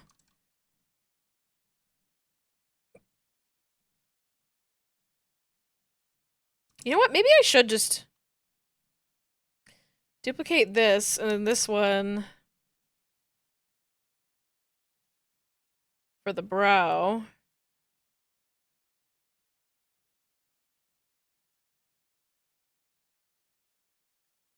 I don't want that tangent, so I'm gonna keep the brow a little bit lower on this side.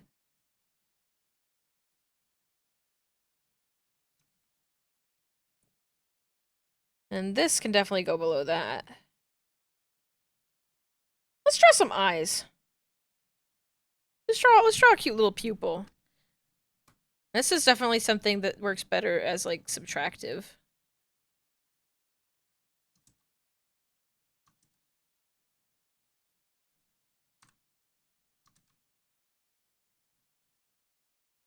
So ah, scary.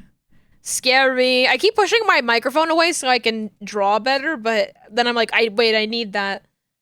Get back here. Where do you think you're going? I really want to watch uh the X-Files Simpsons crossover episode. I keep thinking about did I say this on stream already? I think I said this on stream already. But it is so funny. I want to show it again.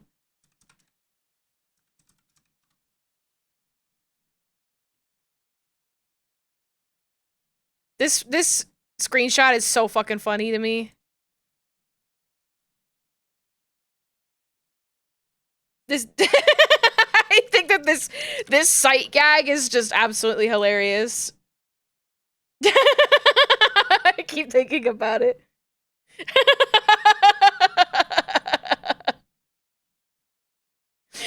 I love it. It's so funny. I haven't even seen the episode, but this is like literally the second image when you search X-Files Simpsons. Like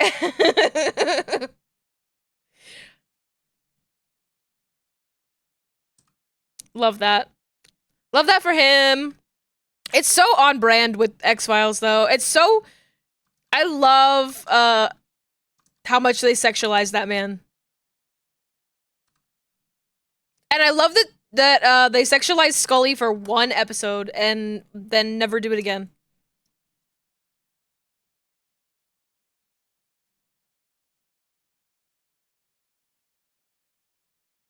I might do this, but like for like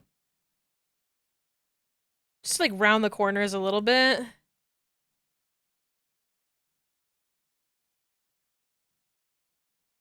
Cute. Cute little diamond pupils.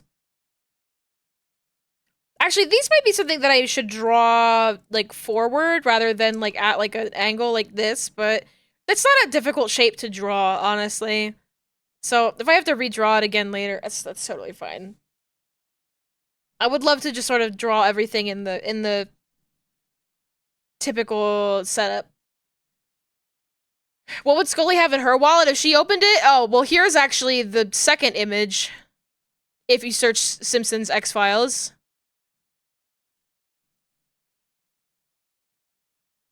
The answer is hers is completely normal.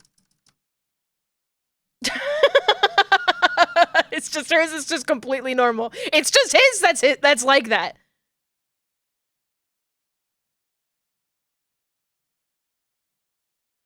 Just his.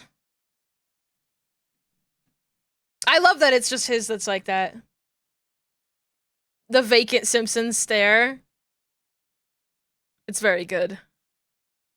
You should be able to play as Mulder and Scully in Fortnite. You should be able to play as them in Fortnite.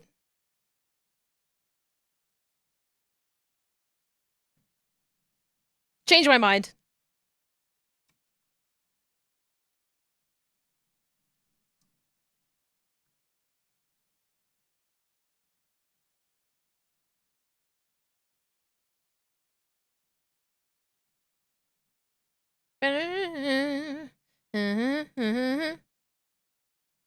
Monkey.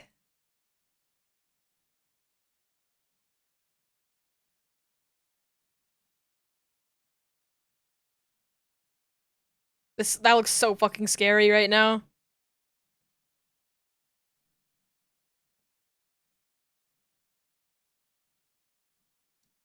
I'm fixing it. I'm fixing it.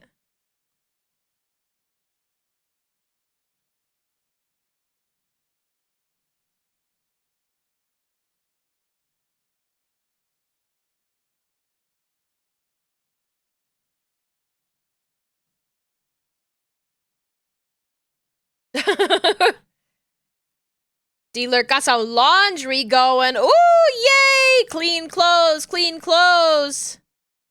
They should put Mulder and Scully in the new Mario Kart. True! I love that Mulder flashes his badge in 2 different screenshots and they're both consistent. Yes, yes. Fortnite should just make a Smash Brothers style game without the guns and just the abilities of every character accurate to themselves so Hank can throw propane for an ult. That would be so crazy to do. But I feel like they do have the money.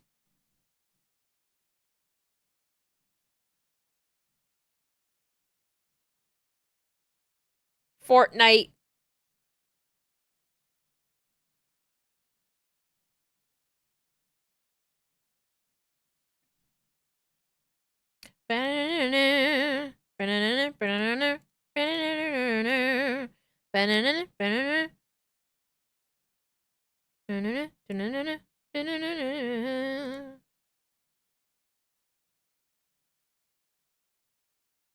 So true, Yoda.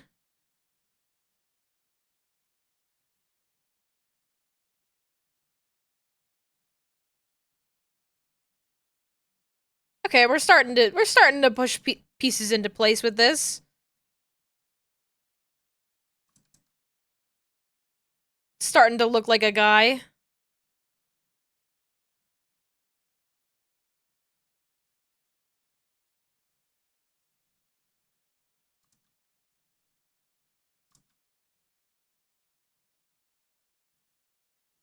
A dude, even.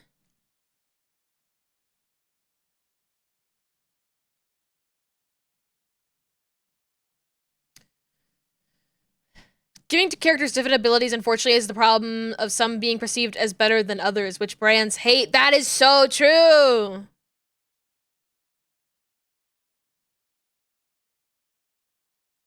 I think what you do is you have them all have similar, like, you have, like a set... You have, like, a set battle, like, list of techniques, like how they did with Mii Fighter, right? Like, they had Mii Fighter, there was like a brawler one, there was like a gun one, and there was like a sword one, right? So you do that where you have like 3 to 5 different like classes of fighter, and then you can unlock different like special, like they don't do anything, but like you could get like cosmetics, right? So like say that Hank Hill was like a bomber type class or whatever, and he would get like a throwable, and you could pay, you know, however many Fortnite bucks to change that into a propane tank. And that's where the money is.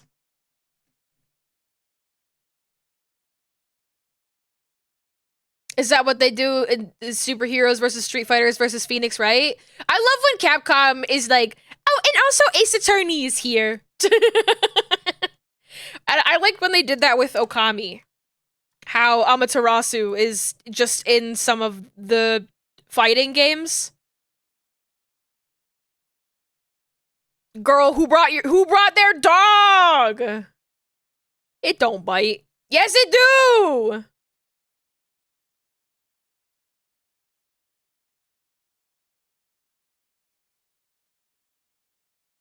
It's hard to be mad that they made Peter Griffin buff because it's really funny. So wish they'd have let him stay fat. They should have buff Peter and fat Peter.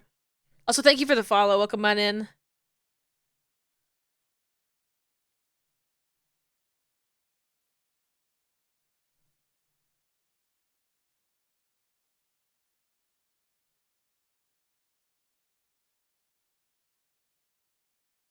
So true, Yoda.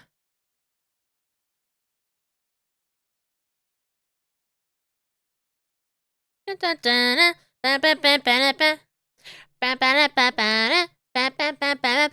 Peter's too fat for the animation game. They just made Cleveland, Vinny. Or Vex, I'm not sure what you prefer. They just made Cleveland. So what's the truth? What is the truth? Also, where are the women? Where's my bitches? Affectionately.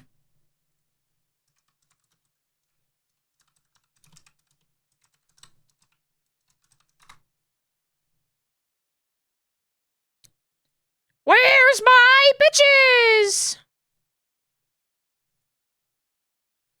Like this. I want to be able to do this. I was talking about all of the animated adult comedy beautiful wives. Why can't I play as Francine? Why can't I play as Lois? Where are they? Cleveland is not as fat as Peter, to be fair. Okay, but like, they could still have done it. I'm sorry that you guys are like real Family Guy heads and you're like, actually, actually.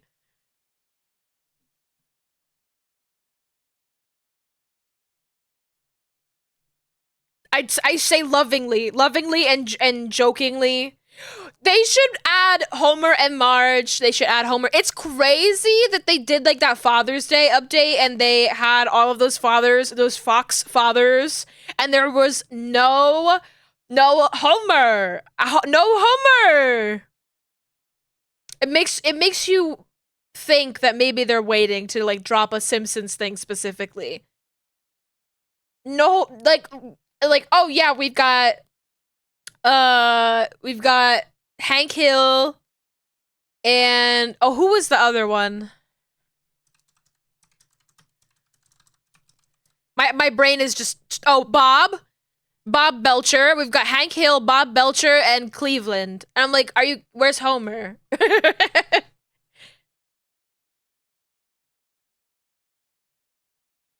Where's Homer and why don't I have Fat Peter?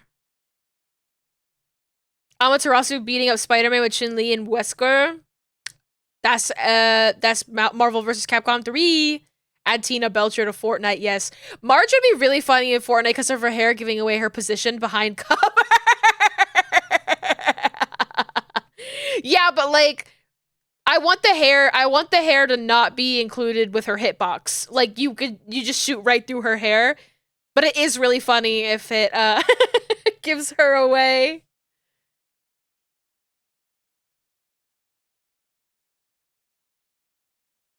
Okay.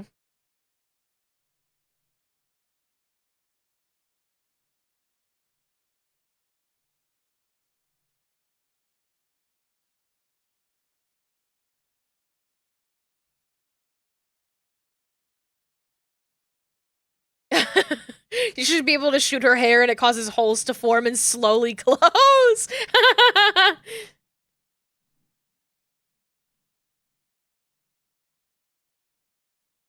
To me, so like Simpsons characters that would make sense in Fortnite. Homer, obviously. Marge, obviously. I think that Bart is too small, but I do think Bart deserves to have like some kind of cosmetic thing. I want to be able to tell somebody to eat my short. Um, like Bart and Lisa too small. Maggie cosmetic would be sick, actually. Maggie, like little Ned Flanders would be a lot of fun. That's true. As much as I don't think he would, I think it would be so funny. I think especially if they have the stupid sexy Flanders, that would be really good. Hosho Marine in Fortnite? That'd be pretty sick. I could see it happening. But I think Krusty would make perfect sense in a setting like Fortnite. And I think Sideshow Bob too. Even if that's a little bit more of a deeper cut, but I think Sideshow Bob would be very funny in Fortnite.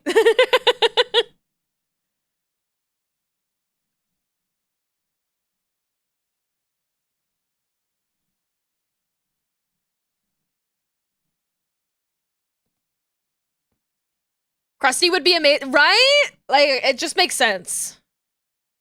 It just makes sense. All right, let's draw some. I guess I don't need to draw that. I should put this under this cheek, so this cheek should be above that. Kind of want to push this up a little bit more. Okay. We should add Plankton to Fortnite, but he's lore accurate size. They would be cool to have like a mecha Plankton, actually. Where he's got like a big robot. Or like it'd be like Karen and Plankton. That'd be kind of cool. Karen would be funny. Like, she's so skinny. She's like a skinny legend, you know?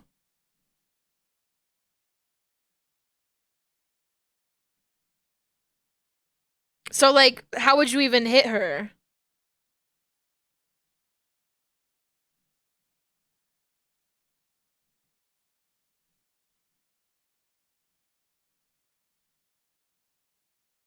Oh, wrong button. So get that.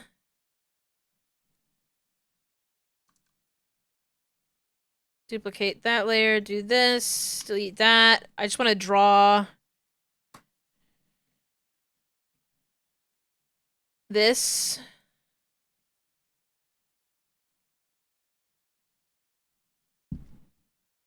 Only if you can see Plankton inside the control seat. Oh, absolutely. I want to be able to see him like at the top in like a little glass dome.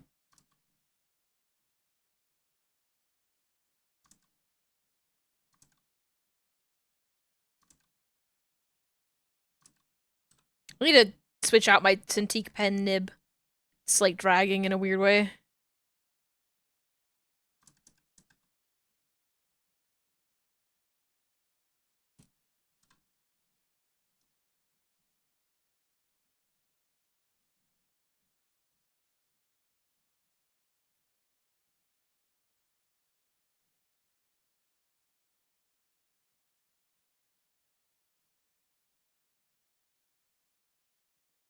Just want to draw this larger. So that way I can use it in the body turn.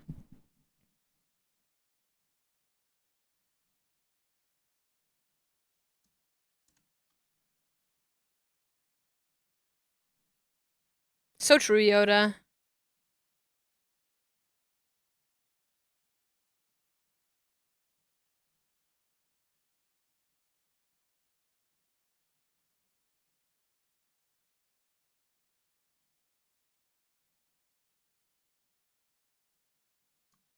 Just want it to be like a nice sort of curve from there to there, which maybe I just need to like move it in like that a bit more and then compensate on this side.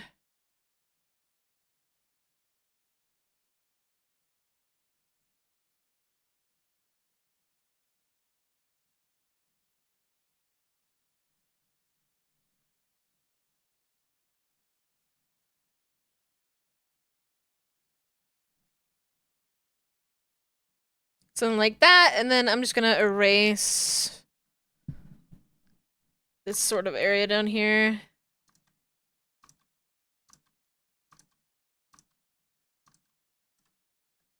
Hmm.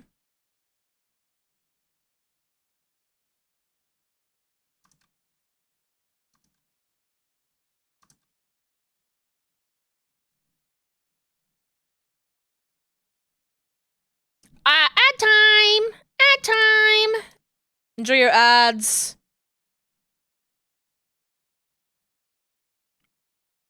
I hope they are not terrible.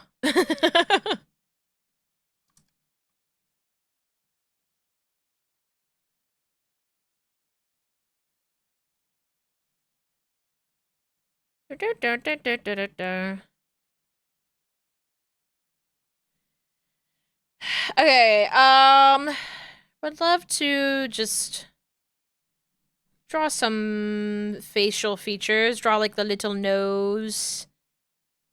Draw the mouth. Kind of wanna. Ah, not that.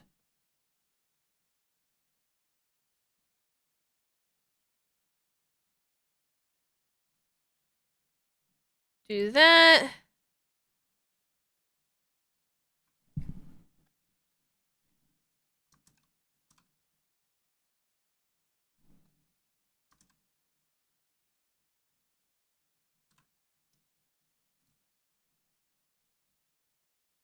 Hmm.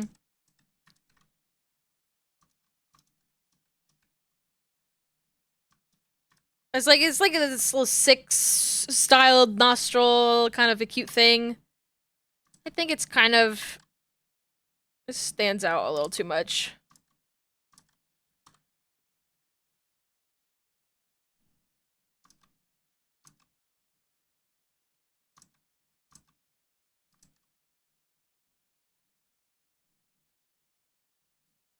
My eyes are feeling really dry. Ah!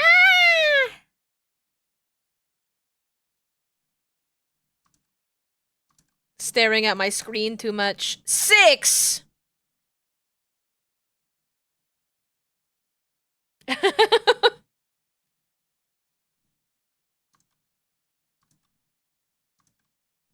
gonna redraw this.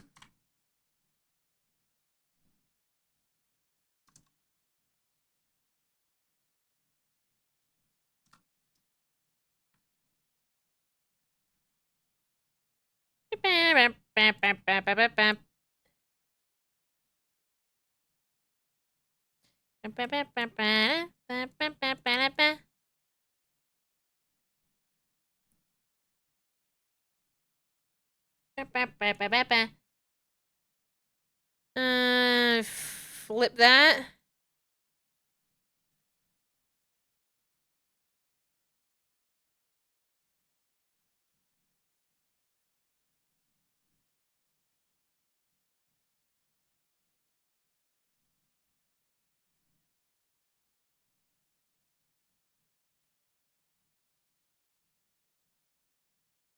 So true, Yoda.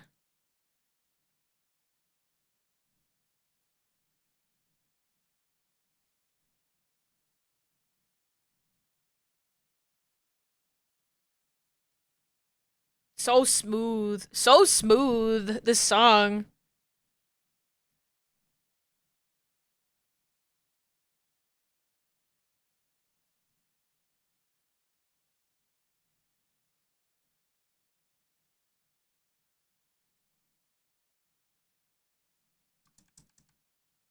I'm getting nitpicky about these, but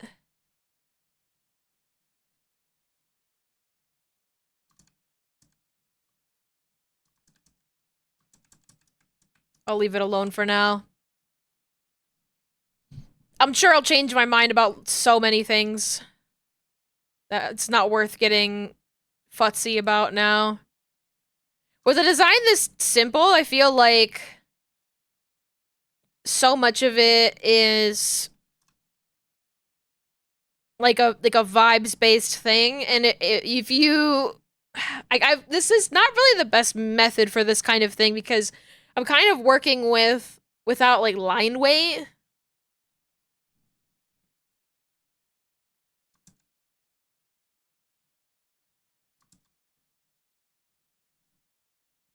And because I'm working without line weight, it makes it a little bit more stiff in terms of style.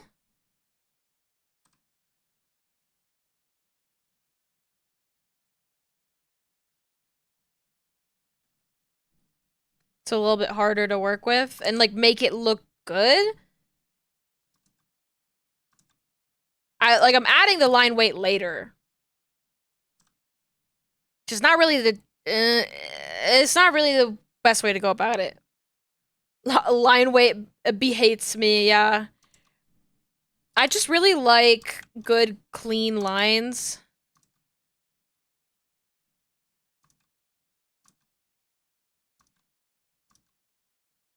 And usually my method involves basically...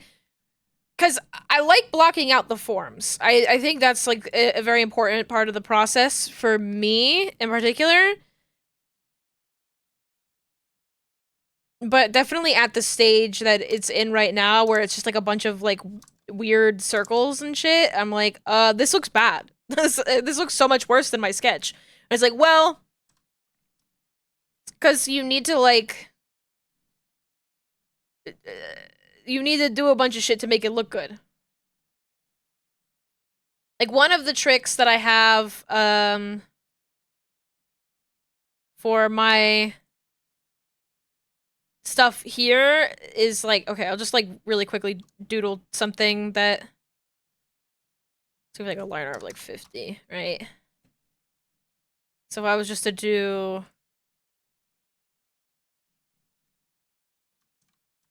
like a guy here, and I'll you know, do some cute little ears. And I'll do like a cute little eyes.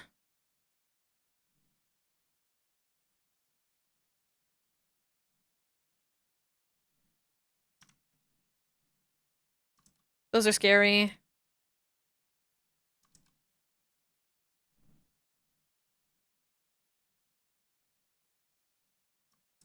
Those eyes are scary. I don't know what I'm doing. I'm trying to provide a good example, and I'm just drawing a really scary guy.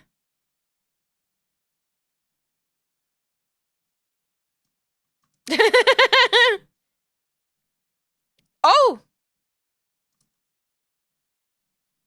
There you go. That's my guy.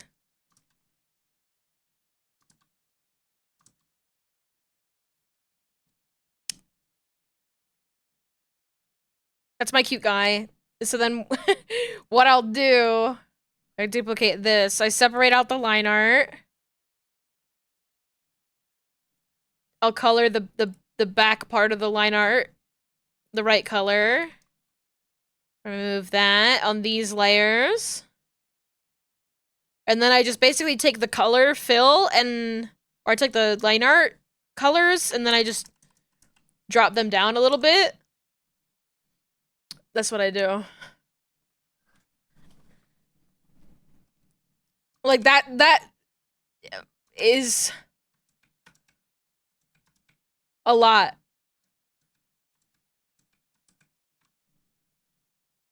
That already adds so much to.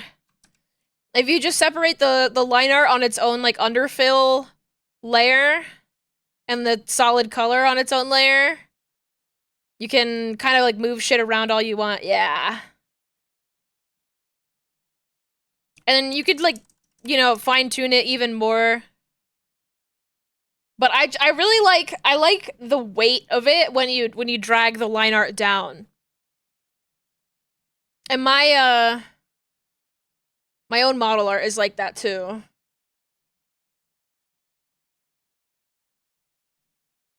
You can see it like not this model I'm using, but my next model, obviously. It's all like that on there. And it's just like things like that that I really like. Yeah. You can see it on the bottom of the chin there and like on the hair especially. It's very annoying to rig. But I like doing it. I like the way that it look. Just not at this stage. Underfill layers. I love underfill layers.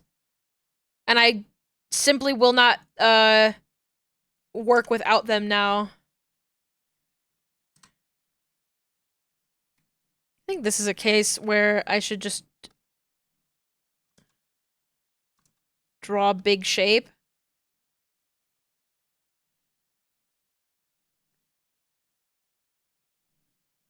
And then carve into it.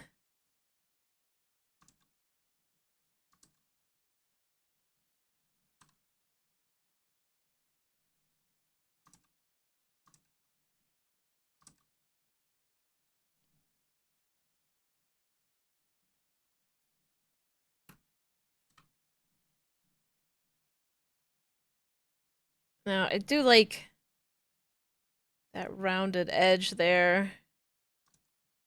So I'll just adjust that.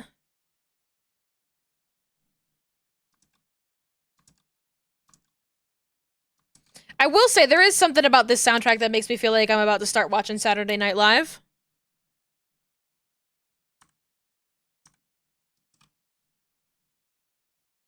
It's just the abundance of saxophone.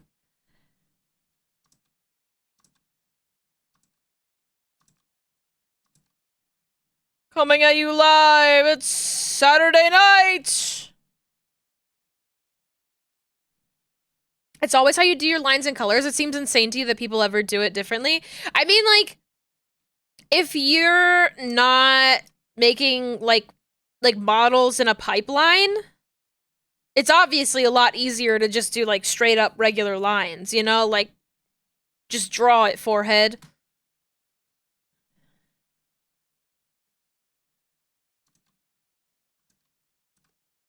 I don't want that to be, like, pointy. I'm wondering. It's kind of cute.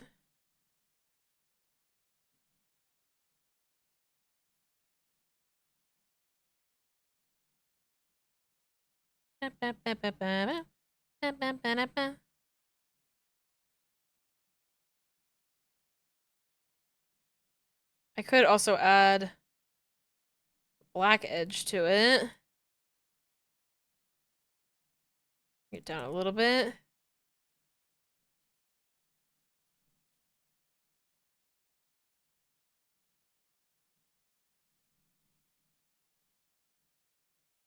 Six is too much on that for sure.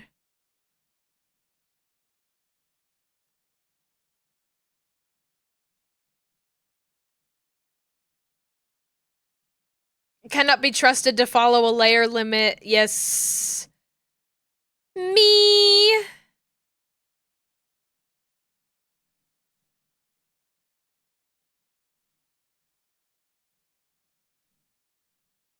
That's so me. And then when I do this, because I'm using the border tool, I go back and I use a bunch of funny tricks to like clean that up. Cause like you get these like aliased edges that are like kind of fucked up looking.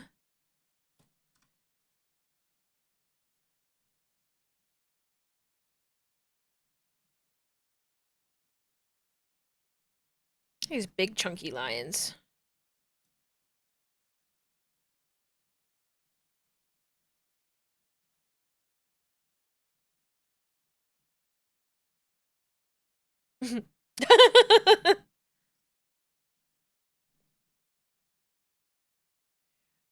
Oh, there's still this smiley face in the corner.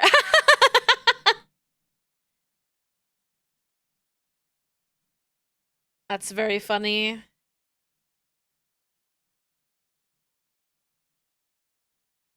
Trying this.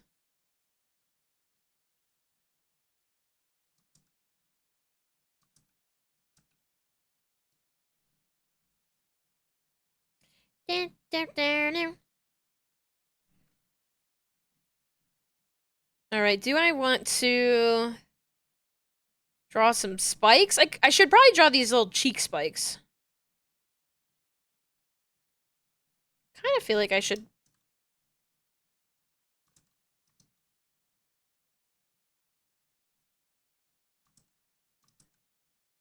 There's a part of this song that actually sounds remarkably similar to a Soul Eater soundtrack song that I don't know the name of.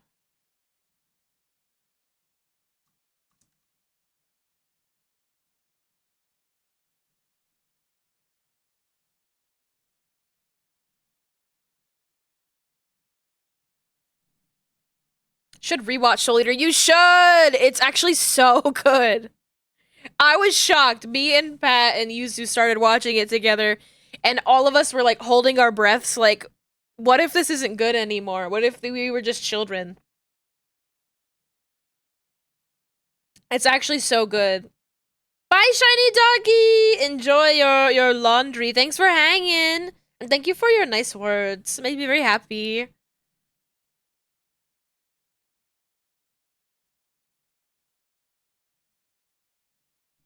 Alright, let's do some spikes. Oh, my eyes are so tired. Let's try to draw like at least some of these spikes, and then I can feel accomplished for today, even if I'm taking an easy day and not working too hard. I love doing things like this, like spikes and stuff with like pointy edges like this, where I can just like block out a big shape and then like carve into it. It is really fun.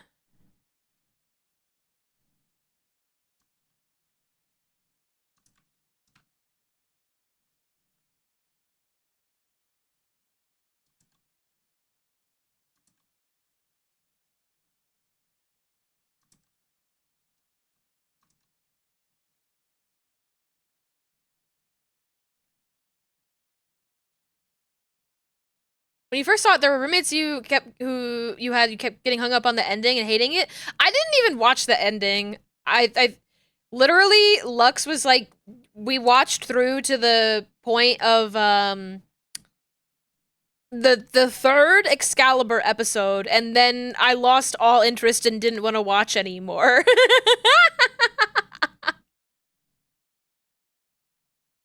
You showed Short Circuit to your ex, horrified and full of. Oh no, I don't know what that is, but I'm guessing it's not good.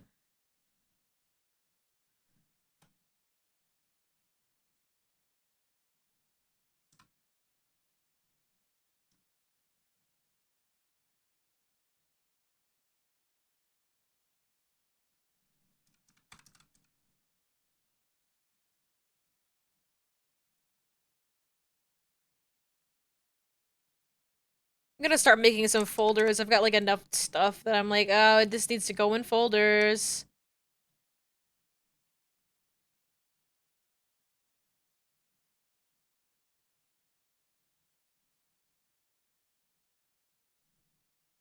I usually also have to go back in with the border tool on like spiky parts like this and like finish the line. I don't know if there's a smarter way to like work with the the border tool to have it like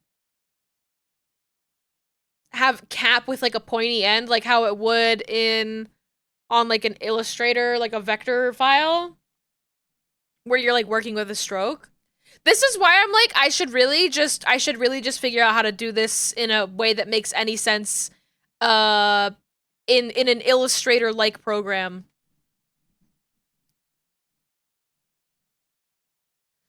It has amazing animatronics and really stiff acting, bad jokes, badly aged jokes, a white guy playing an Indian guy with makeup and a heavy accent.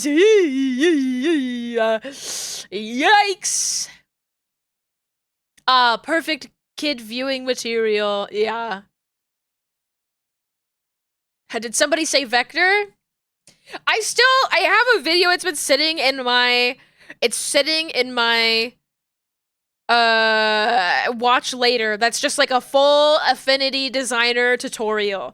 My whole entire process, Callum, I feel like I'm doing Illustrator work in the wrong program. Like everything that I'm doing here, I feel like a smart person would be just doing this in a vector-based program. And then like saving out as a PSD one way or another. I feel insane. But I still haven't firmly grasped Affinity Designer. Firmly grasp it. Designer can export as PSD. I gotta do it. I gotta do it. The plan, the plan, the plan, the plan, the plan, the plan, the plan, the plan, the plan is I want to are you okay?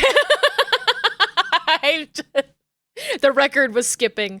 The plan is Logos Vintage. What? I have to go back to saying the plan. You guys are gonna make me get distracted. The plan is to learn Affinity Designer for doing more BZ outfits. Because BZ 3.0 model is done. Minus some extra props that I want to do for arm poses. So maybe I could do some of those. Maybe I could try to do some of those in Designer. And then I want to work on BZ outfits in Designer. That's what it's for me. And then, you know, it's a little bit lower stakes if it's me working on personal art. So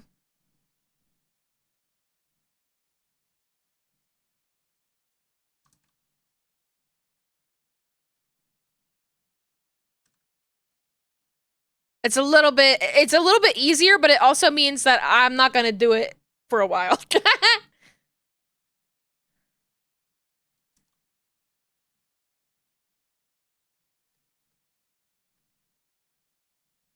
I wish the world wasn't so stressful and scary right now, and also I wish I had more time in the day, and also I wish that I didn't have to, you know, work so hard for money and I could just do whatever I want. I wish I was a little bit taller. I wish I was a baller. I wish I had a girl who looked good. I would call her. And a big sandwich. Yes! I wish I had a big sandwich.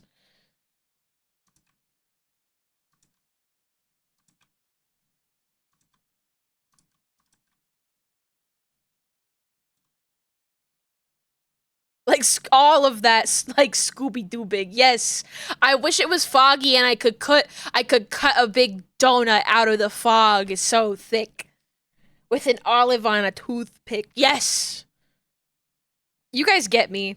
I love it here. My people.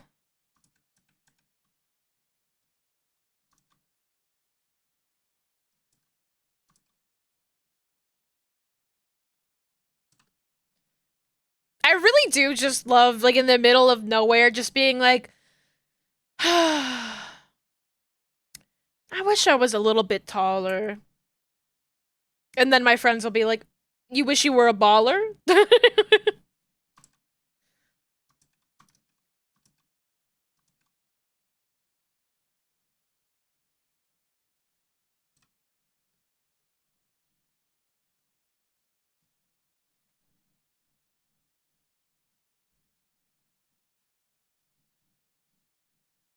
Wait, hold on, I have a different version of the song that we need to listen to?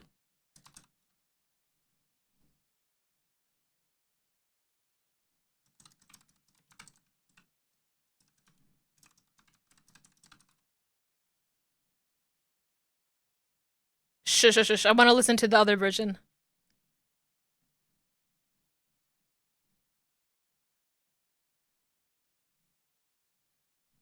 Turn that shit up.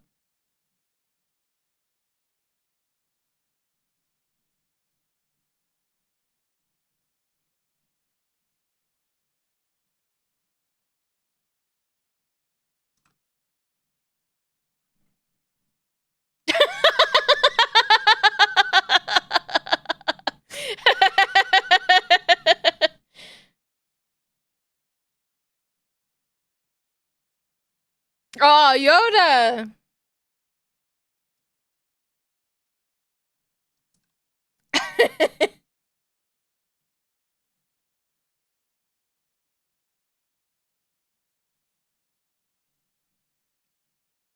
Super Mario Sunshine used to be contentious.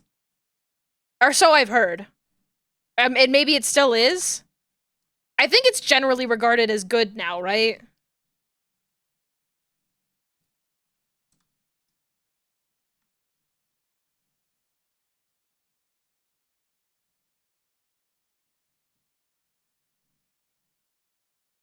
Okay, I'll free you from the curse. I'll free you from the curse.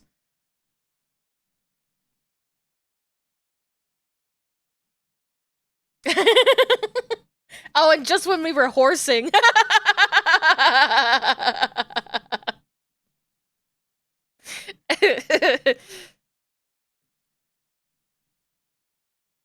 The music of Delfino Plaza is so SpongeBob to me. And I say that positively.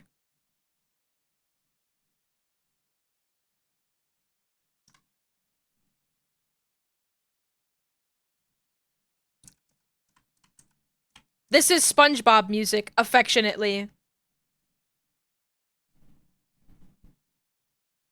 I made a list listening to this 7-hour playlist. I wanted to find my favorite songs on the playlist.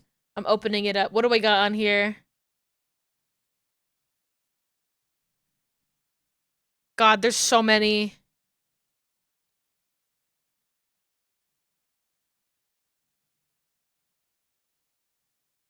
But I mean on the video. Like, the video just has so many, like, it's like marked through like 4 hours. It tells you what every song is in chapters. I think they might have like ran out of chapters.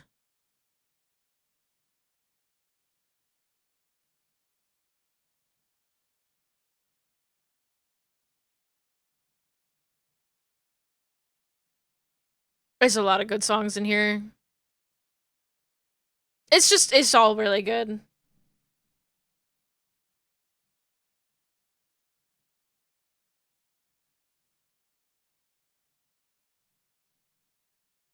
Reminds me of a clip someone would play on mic in TF2 ages ago with Aladdin's You Ain't Never Had a Friend, Never Had a Friend. There's,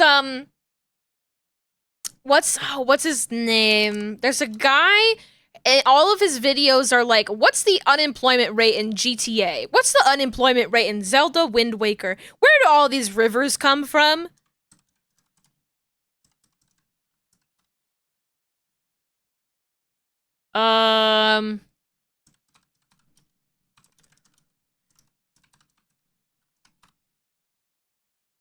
Any Austin, and he ends all of his videos with this song. And it's the song that's like, every time I have a panic attack, it plays this song in my head, and it's not helping.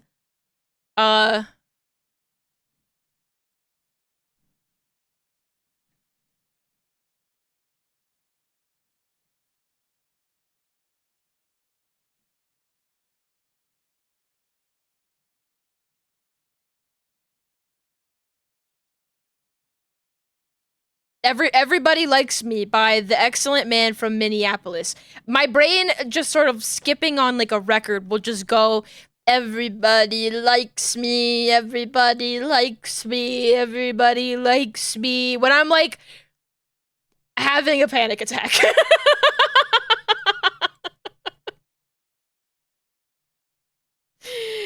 I'm like, oh my god, what is going on?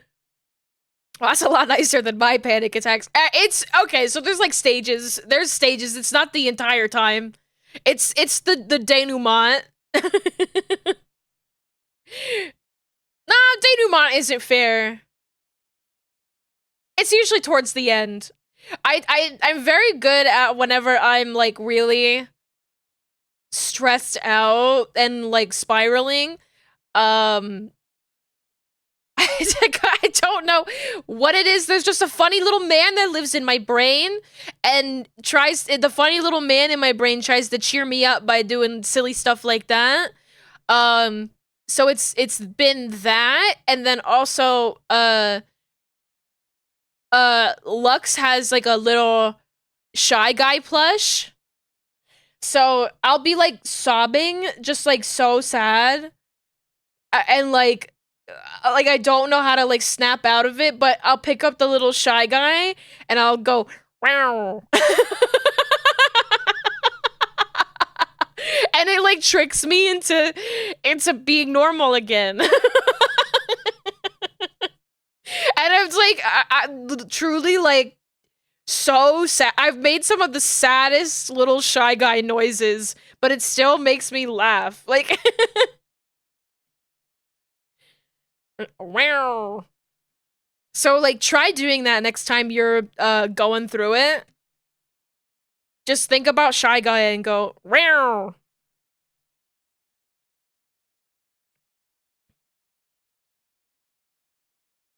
I could be inconsolable and I would see a Shy Guy and my brain would still go wow. Cuz I love those things so much. They're so cute.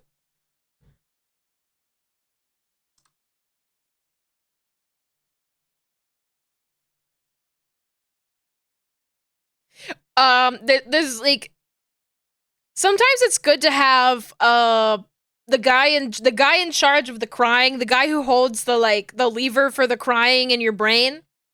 It's good to distract him a little bit. So another good hack is the thinking about that one drawing with the crying baby, the like lady that gives birth to that baby and the baby's crying and she goes, "Queen never cry." And the baby like locks in. It starts like mugging, you know, like a mugging like like makes like a Chad face, not like starts stealing from people. Muling, that's probably what I'm thinking. But here's the thing, muggy is also a thing. So my brain kind of tends to conflate the two. Oh, it's not even muling, it's mewing. That's right.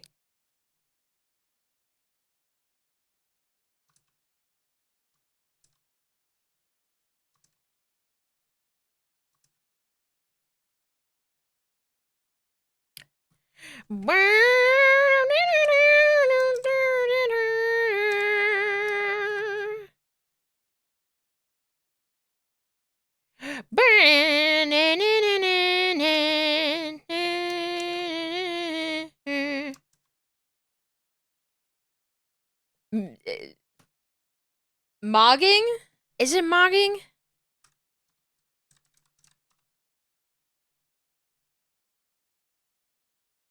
Oh, there is also mogging. There is also mogging, but I'm thinking of like muggy, which is like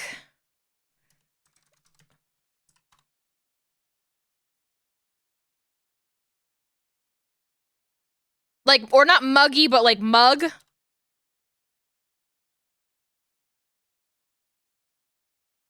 I feel crazy. I'm looking at the Urban Dictionary. Isn't that like a drag term?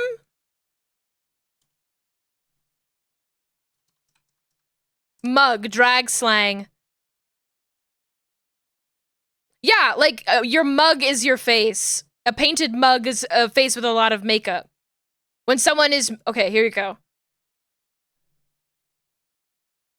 If someone is mean mugging, it means they're staring at you in an aggressive, angry manner.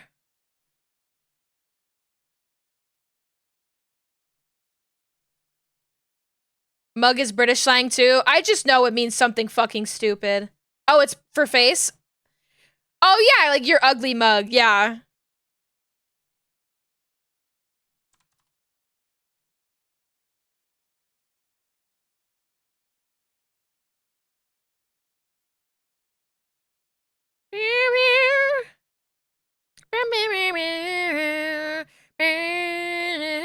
I think it was just a thing recently where a lot of drag queens would go and they would like show their like beautiful face and they would go, "Oh, it's so muggy out here.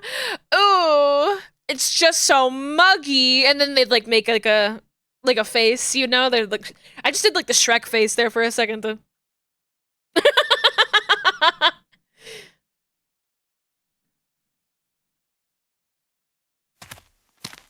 Oh, hello there. Hi, Shrek.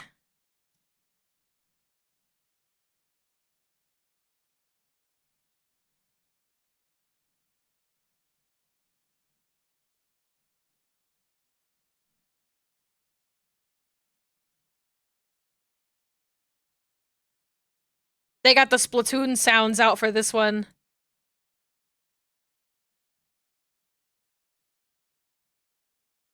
I love when my instrumentals sound a little bit wet.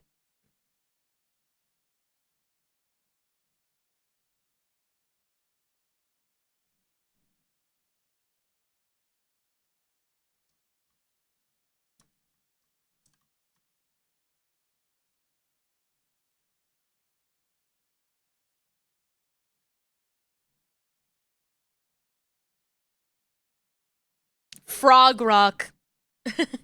Why are you listening to like 70s jazz? You put some respect on 7 hours of Mario Kart World music, no sound effects. This is new. Why was I Googling Vine Sauce? Why was I looking up Vine Sauce? I don't know.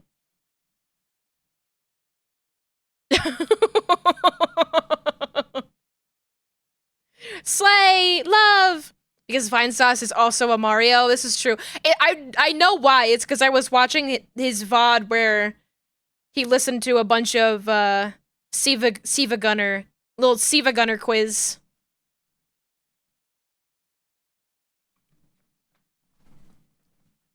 I want to play one of my favorite Siva Gunner songs. If you don't know Siva Gunner, they do high quality music rips. They combine video game music with jokes and other songs.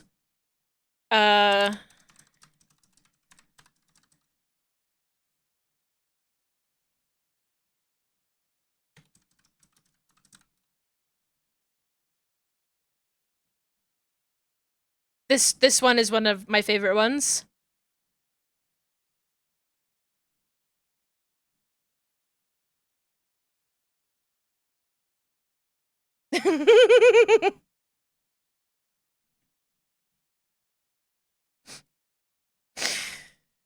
Oh.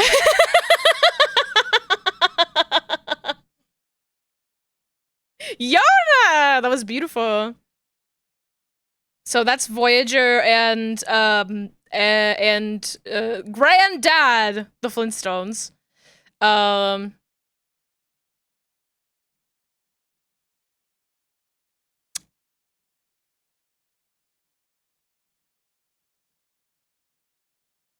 Lux got me with one the other day.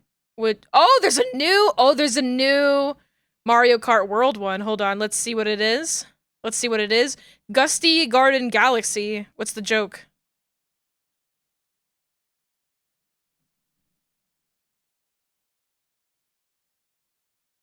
It's some anime shit.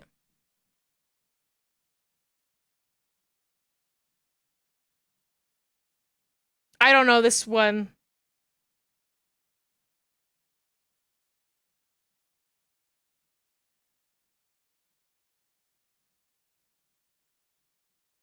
Oh wait, this is Gora!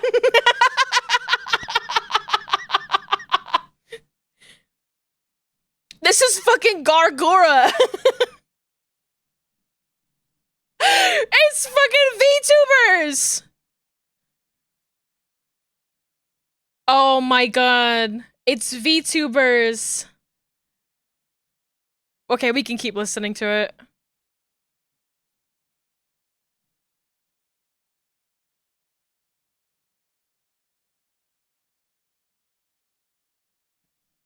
That's fucking that's Kiara.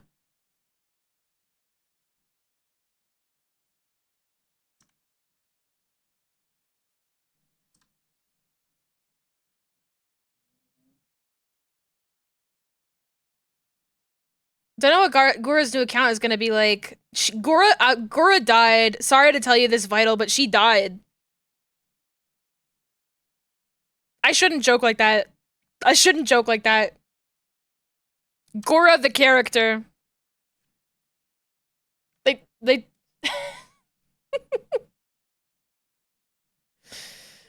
she doesn't exist anymore.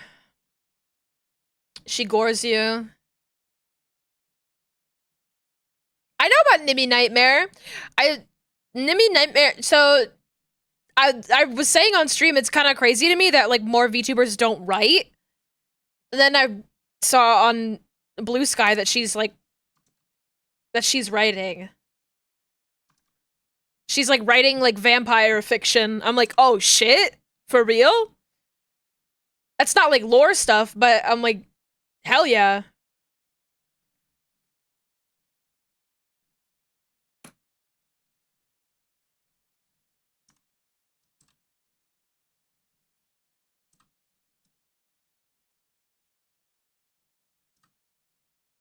I just love when I'm like, more people need to do this, and then internet is like this, and I go, oh shit, for real?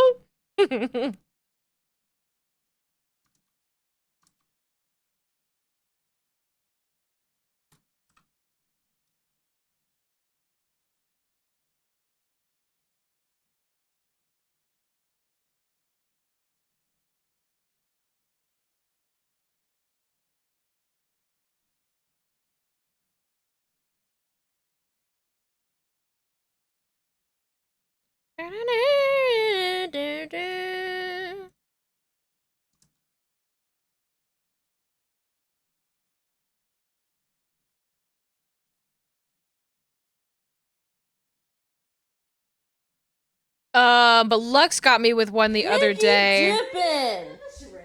Piggy dipping at the piggy pond. Don't mind if I do. Saba. Yeah, I honestly never really watched Gora. I've never really gotten into like the bigger talents. Not Delfino Plaza. Wow, they put out so much music just sort of like on a daily basis. It's like kind of in fucking sane. Not Delfino Plaza, not Bendy Boing Wonder. It was like their first Mario Kart World rip. I did love this.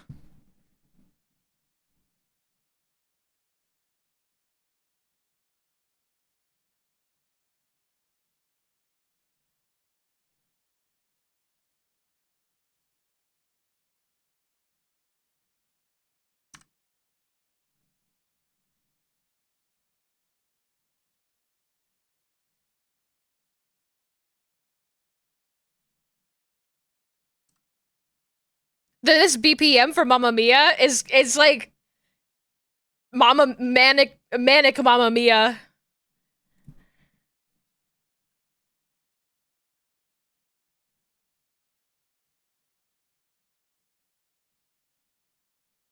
Blues into the day we parted.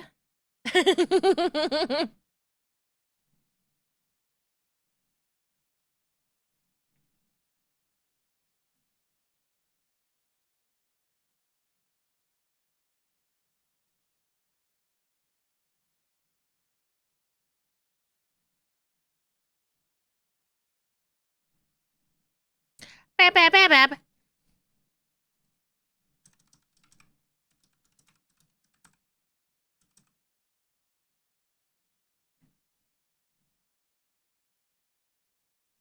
Just, Mamma mia.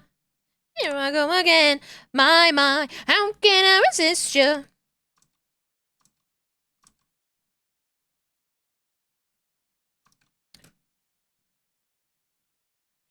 Blue since the day we parted. Why did I ever let you go?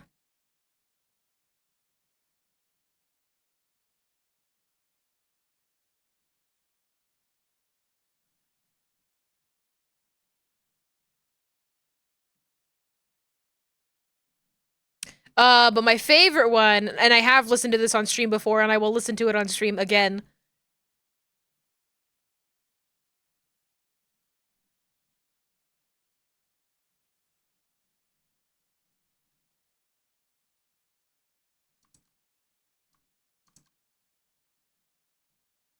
I am of the genuine belief that both of these songs sound better, like, together. They belong together.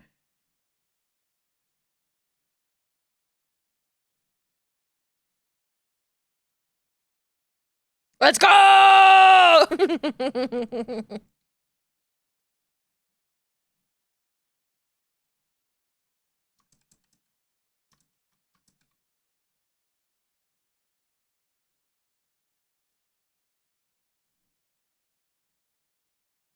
These songs are star-crossed lovers to me.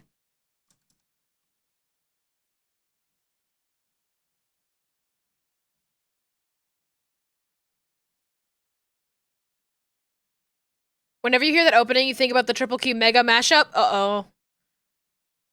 You don't want me to start looking up Triple Q.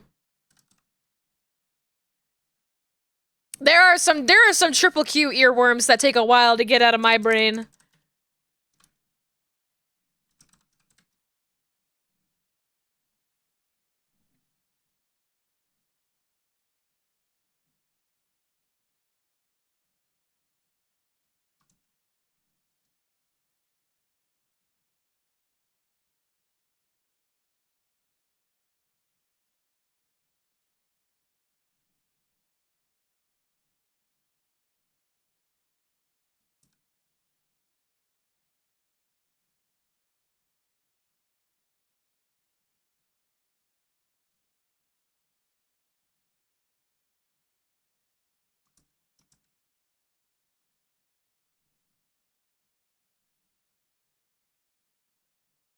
Kimono Friends Mega Mashup Medley? Oh my god. I've never heard that one.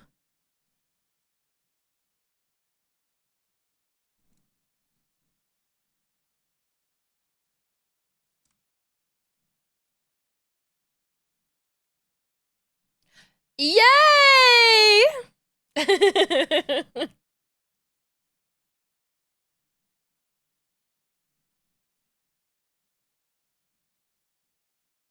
You're going my way. I wanna drive it all night long. This current mashup feels like it would also work with the Shadow the Hedgehog. I am all of me. I have like a whisper of a memory of what that song sounds like, but I think that Sonic the Hedgehog is just so ska adjacent at all times that of course. Ooh, life is a highway all night long. You're going my way. Oh my god, I'm making the Pepsi logo. Oh my god, the Pepsi logo.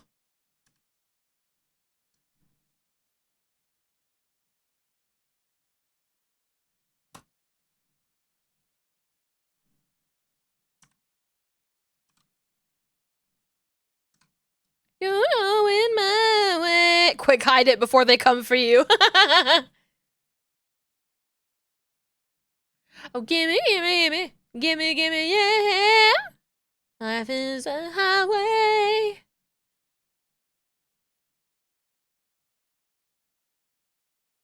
On the Shadow mashup, it's only like 30 seconds.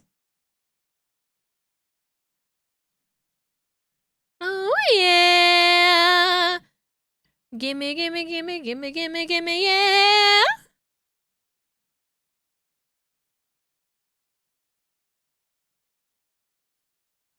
All night long, baby. I do want to listen to this thing that you've sent. Because it is 20 seconds long, and I love that in a video. Here, I'll share with the class. Everybody can watch along.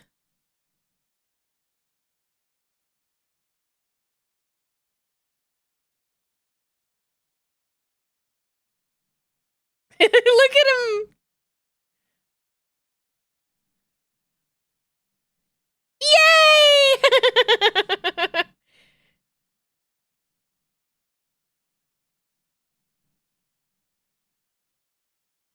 I'm gonna play for you the song that my friends hate when I get the aux cord that I play.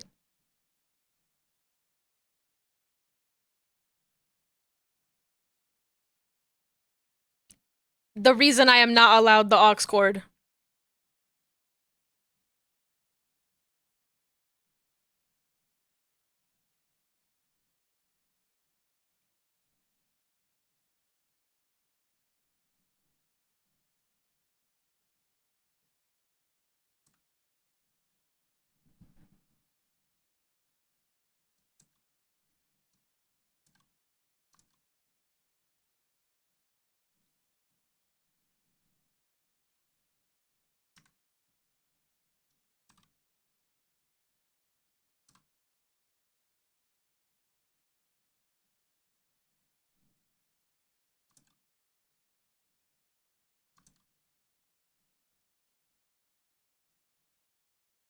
I did not expect the fanboy chum chum intro.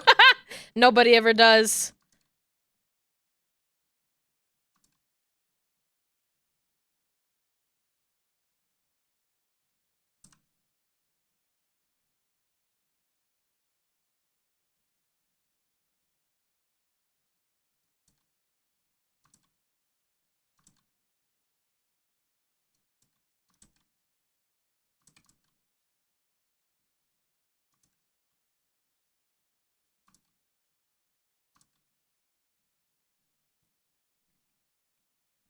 And that's the part where I lose the aux cord.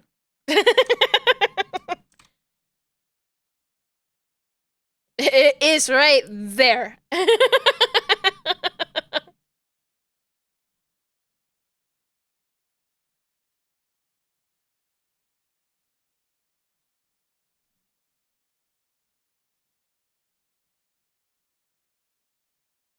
Which is a shame because I love this part. The penis music.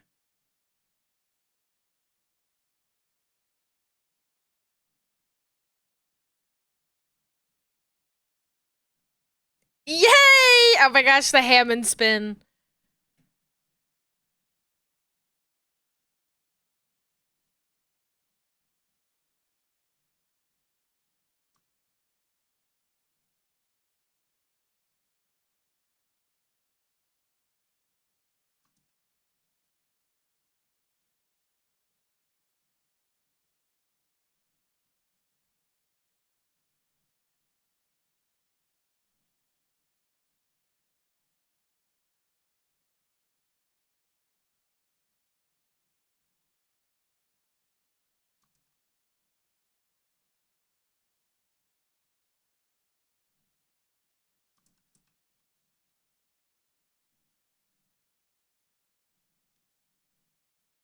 This tickles my brain.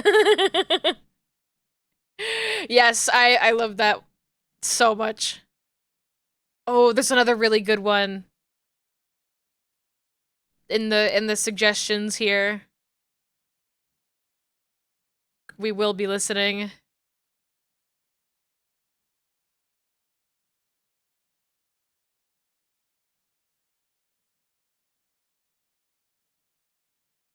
Yeah, that we will be listening to this.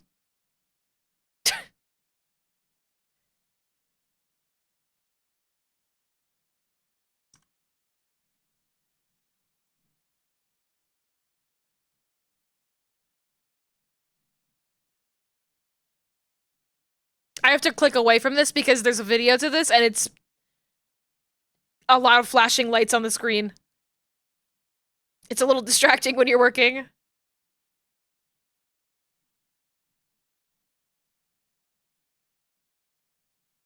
Oh, the kimono mashup, you did send me a thing. I click on it for later.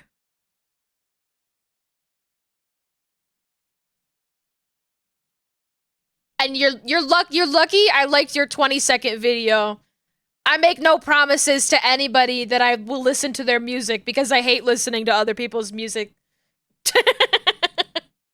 Not that music that other people made because I don't make music, so all music is music that other people made.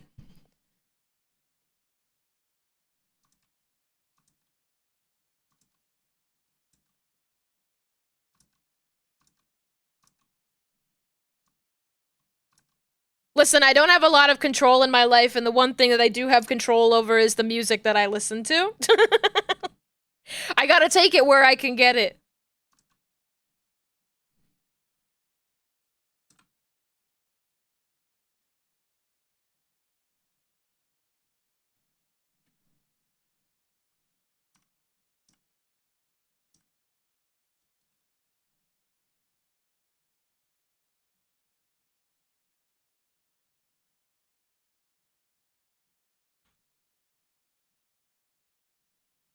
Though I do genuinely love the art of mashups and just like ridiculous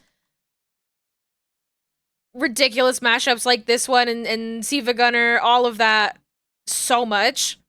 I would love to do something where it's like a stream of just like Vinny does the Siva Gunner guess the joke. But I feel like I don't know what he did it all of his stuff, a lot of his stuff was, you know, dad rock and like games that he's playing. And I don't have that same dad rock body of knowledge. Bye, Gore! A lot of fun. Wish I could stick around. Bye, Gore! Be safe. Rest up. Hope you have a wonderful weekend. We probably are just gonna finish this, I don't really want to do the hand today. I probably will just do hands all in one go. I just kind of want to do the main, like, body. I just want to do the main body and then go from add color and stuff. Oh my god.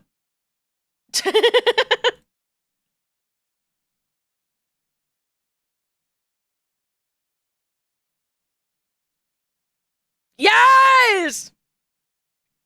I love hearing the King of the Hill theme.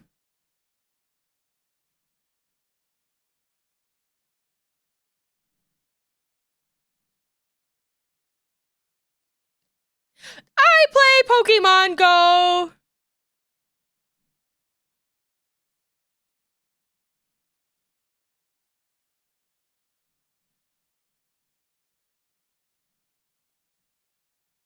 Okay, I do really like this. Thank you. Yes! I love Bloodhound Gang.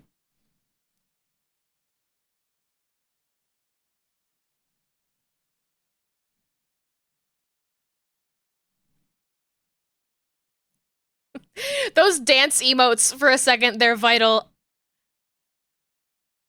I thought they were Susie and Chris from Deltarune. Like, from just sort of looking at from far away. I was like, Chris, where the fuck are we?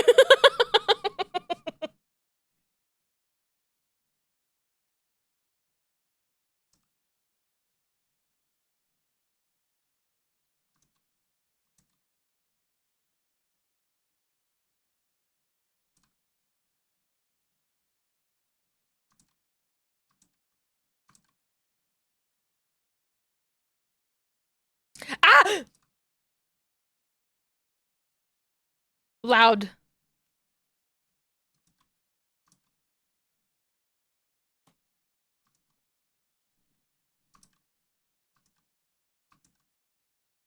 Smoke weed every day!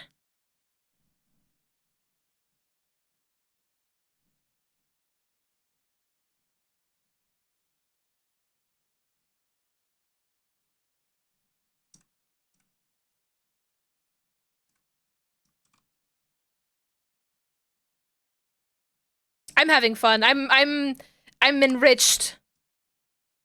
This is enrichment for the BZ.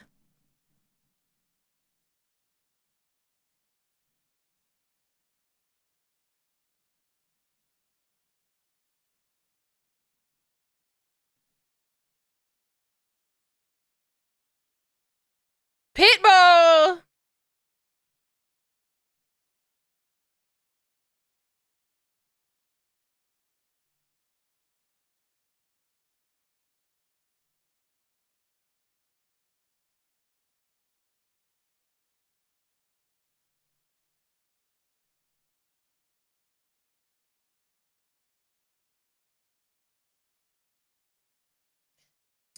This is making me want to listen to the Bandle, but I know that it's gonna be too loud.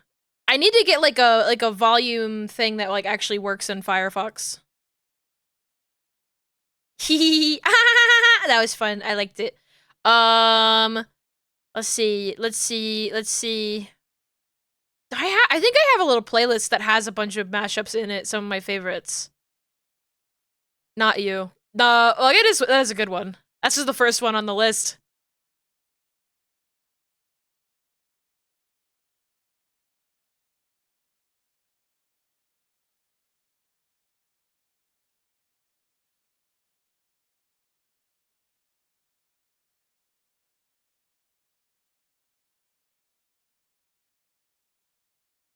What is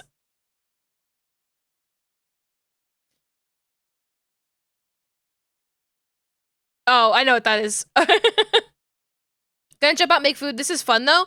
Go enjoy your food. I'm gonna listen to this one.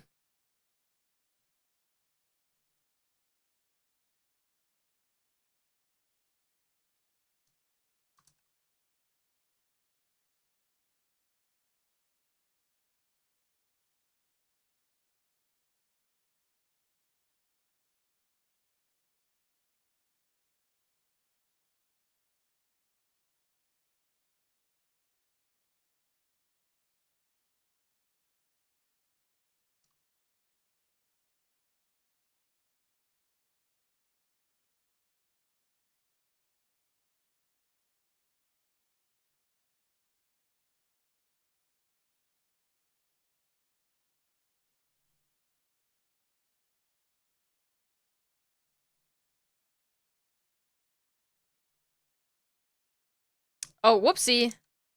Deleted the wrong layer.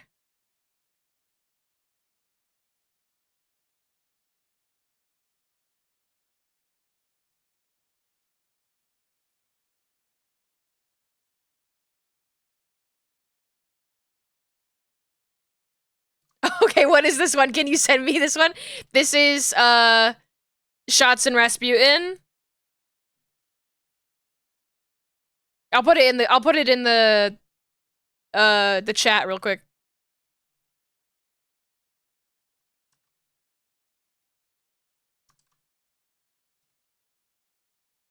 I think that will link the right way.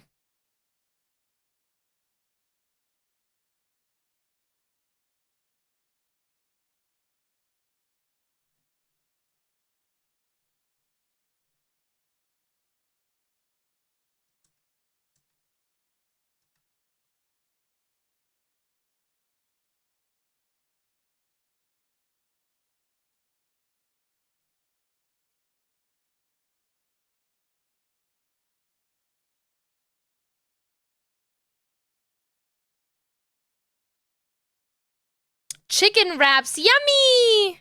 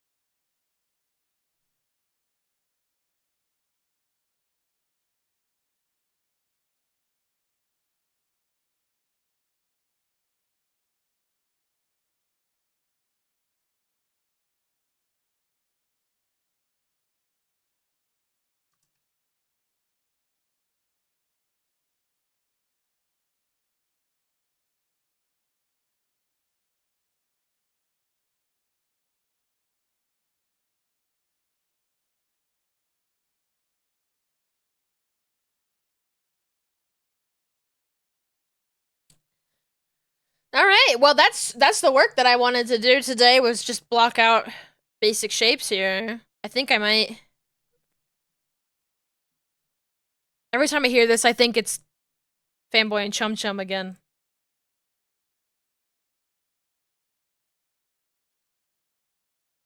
Hello, JT Wesky fan. Welcome on in. Hope you're doing well today. I guess I could fill some of these in with, like, color to see how I could work on, like, some of the line art. No, it's not the right season. We can't listen to this. We can't listen to this. We'll listen to this. It's not the right season. We're off by like 6 months.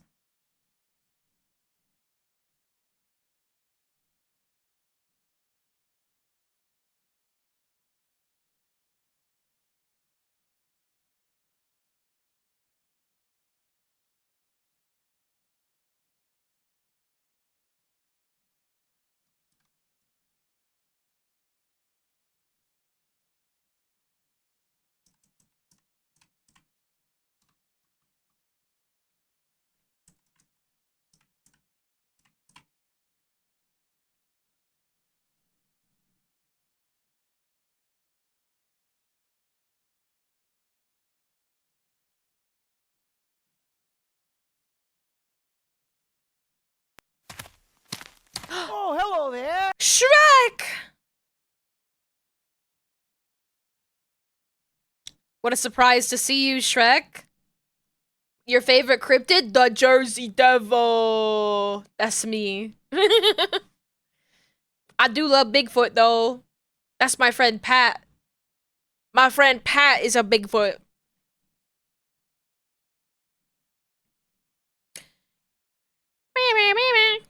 Okay, what were we doing? What were we doing? Color? I don't know.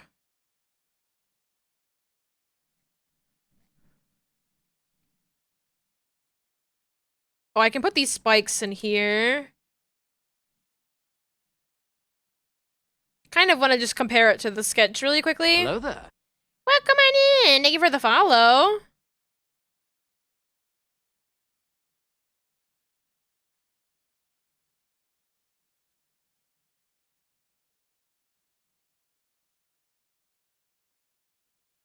One or two? One or two? One or two? One or two? One or two?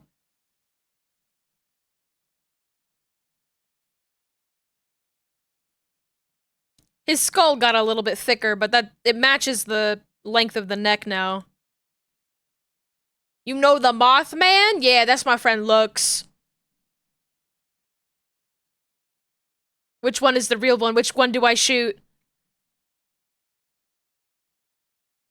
One only tells truth and the other one only tells lies. Trick question. You have to shoot this guy. He's been here the whole time! Get out of here.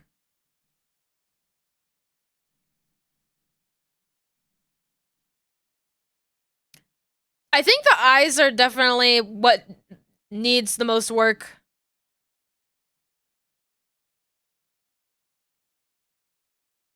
I can see where there's a lot of things that I would like to mess with. I think it'd be nice to work around this part right here.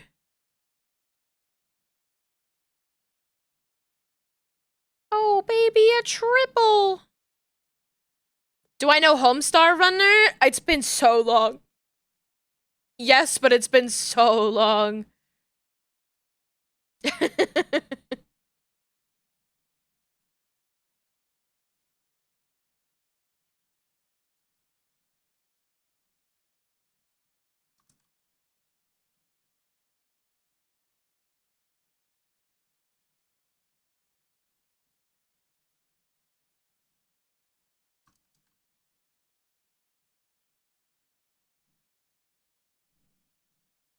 Coconut Gun remix is so good. Yes, we're gonna listen to that one.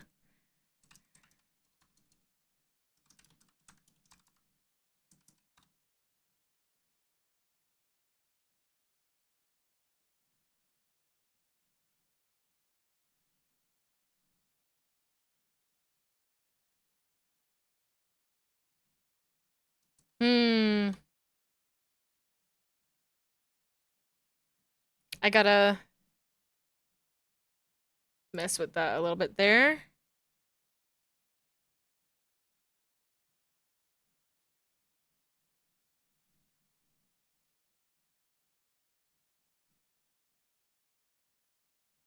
I love this mashup, but it does make me sad at the very end, listening to the "We Are Number One" actor talk about how much he loves his meme friends. I'm like, ah, my heart.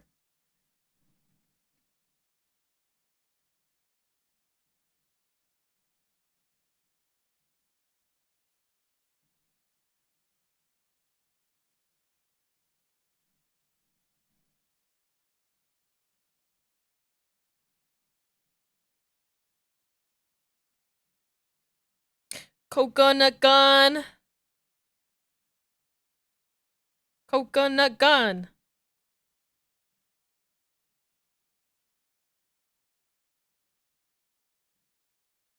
He shoots ya. It's gonna.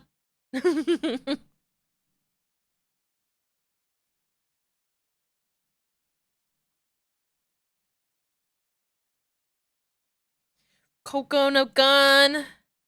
Oh, his jaw.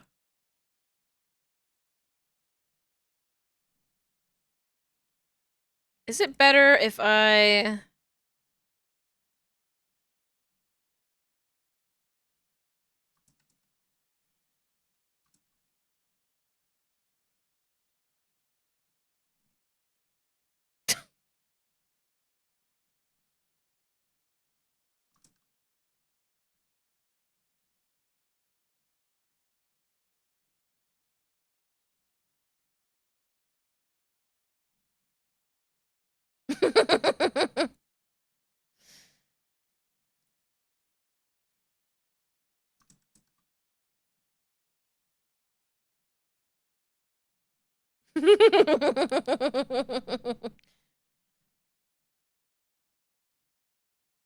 Coconut gun. CG. Coconut gun.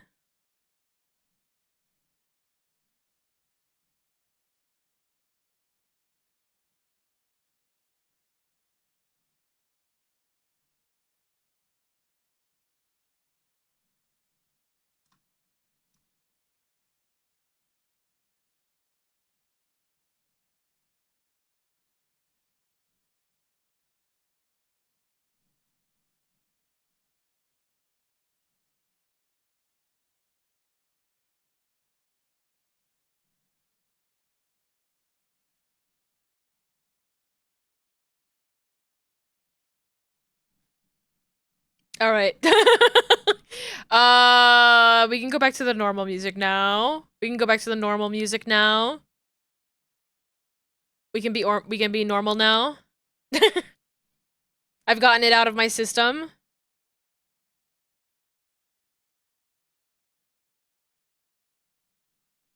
Would like to bring this like frill down.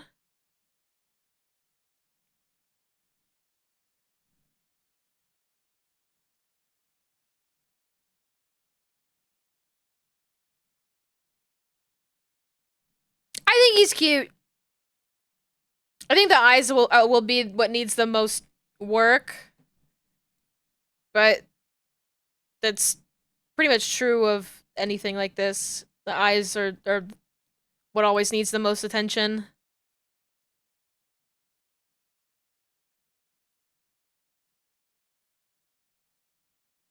But he's cute. I went to pinch his cheeks. I also have to figure out what his teeth look like. They're gonna be like pointy teeth, so they're gonna be something like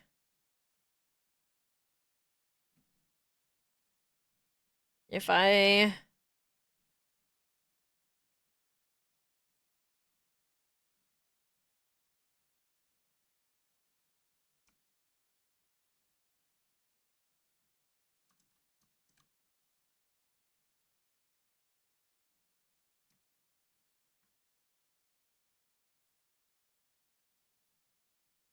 bring that down a little bit, just to do a like a little mock-up.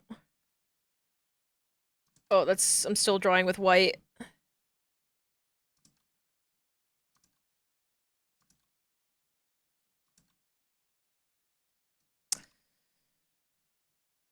I hate drawing curves like this.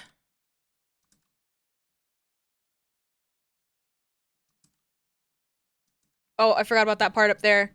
But they're gonna be pointy teeth.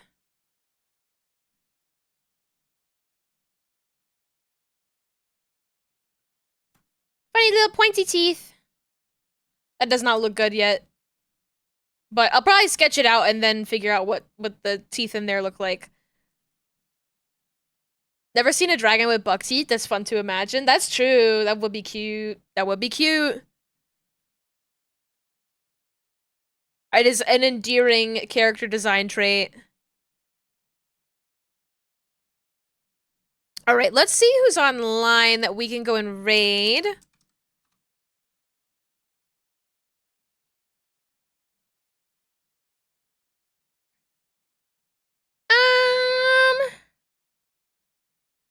Let's go and raid.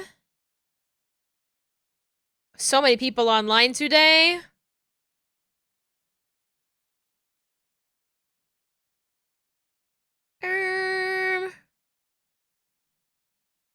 We can go. Wow, there's so many people. Oh. Let's go raid. Let's go raid. Wait, no, hold on.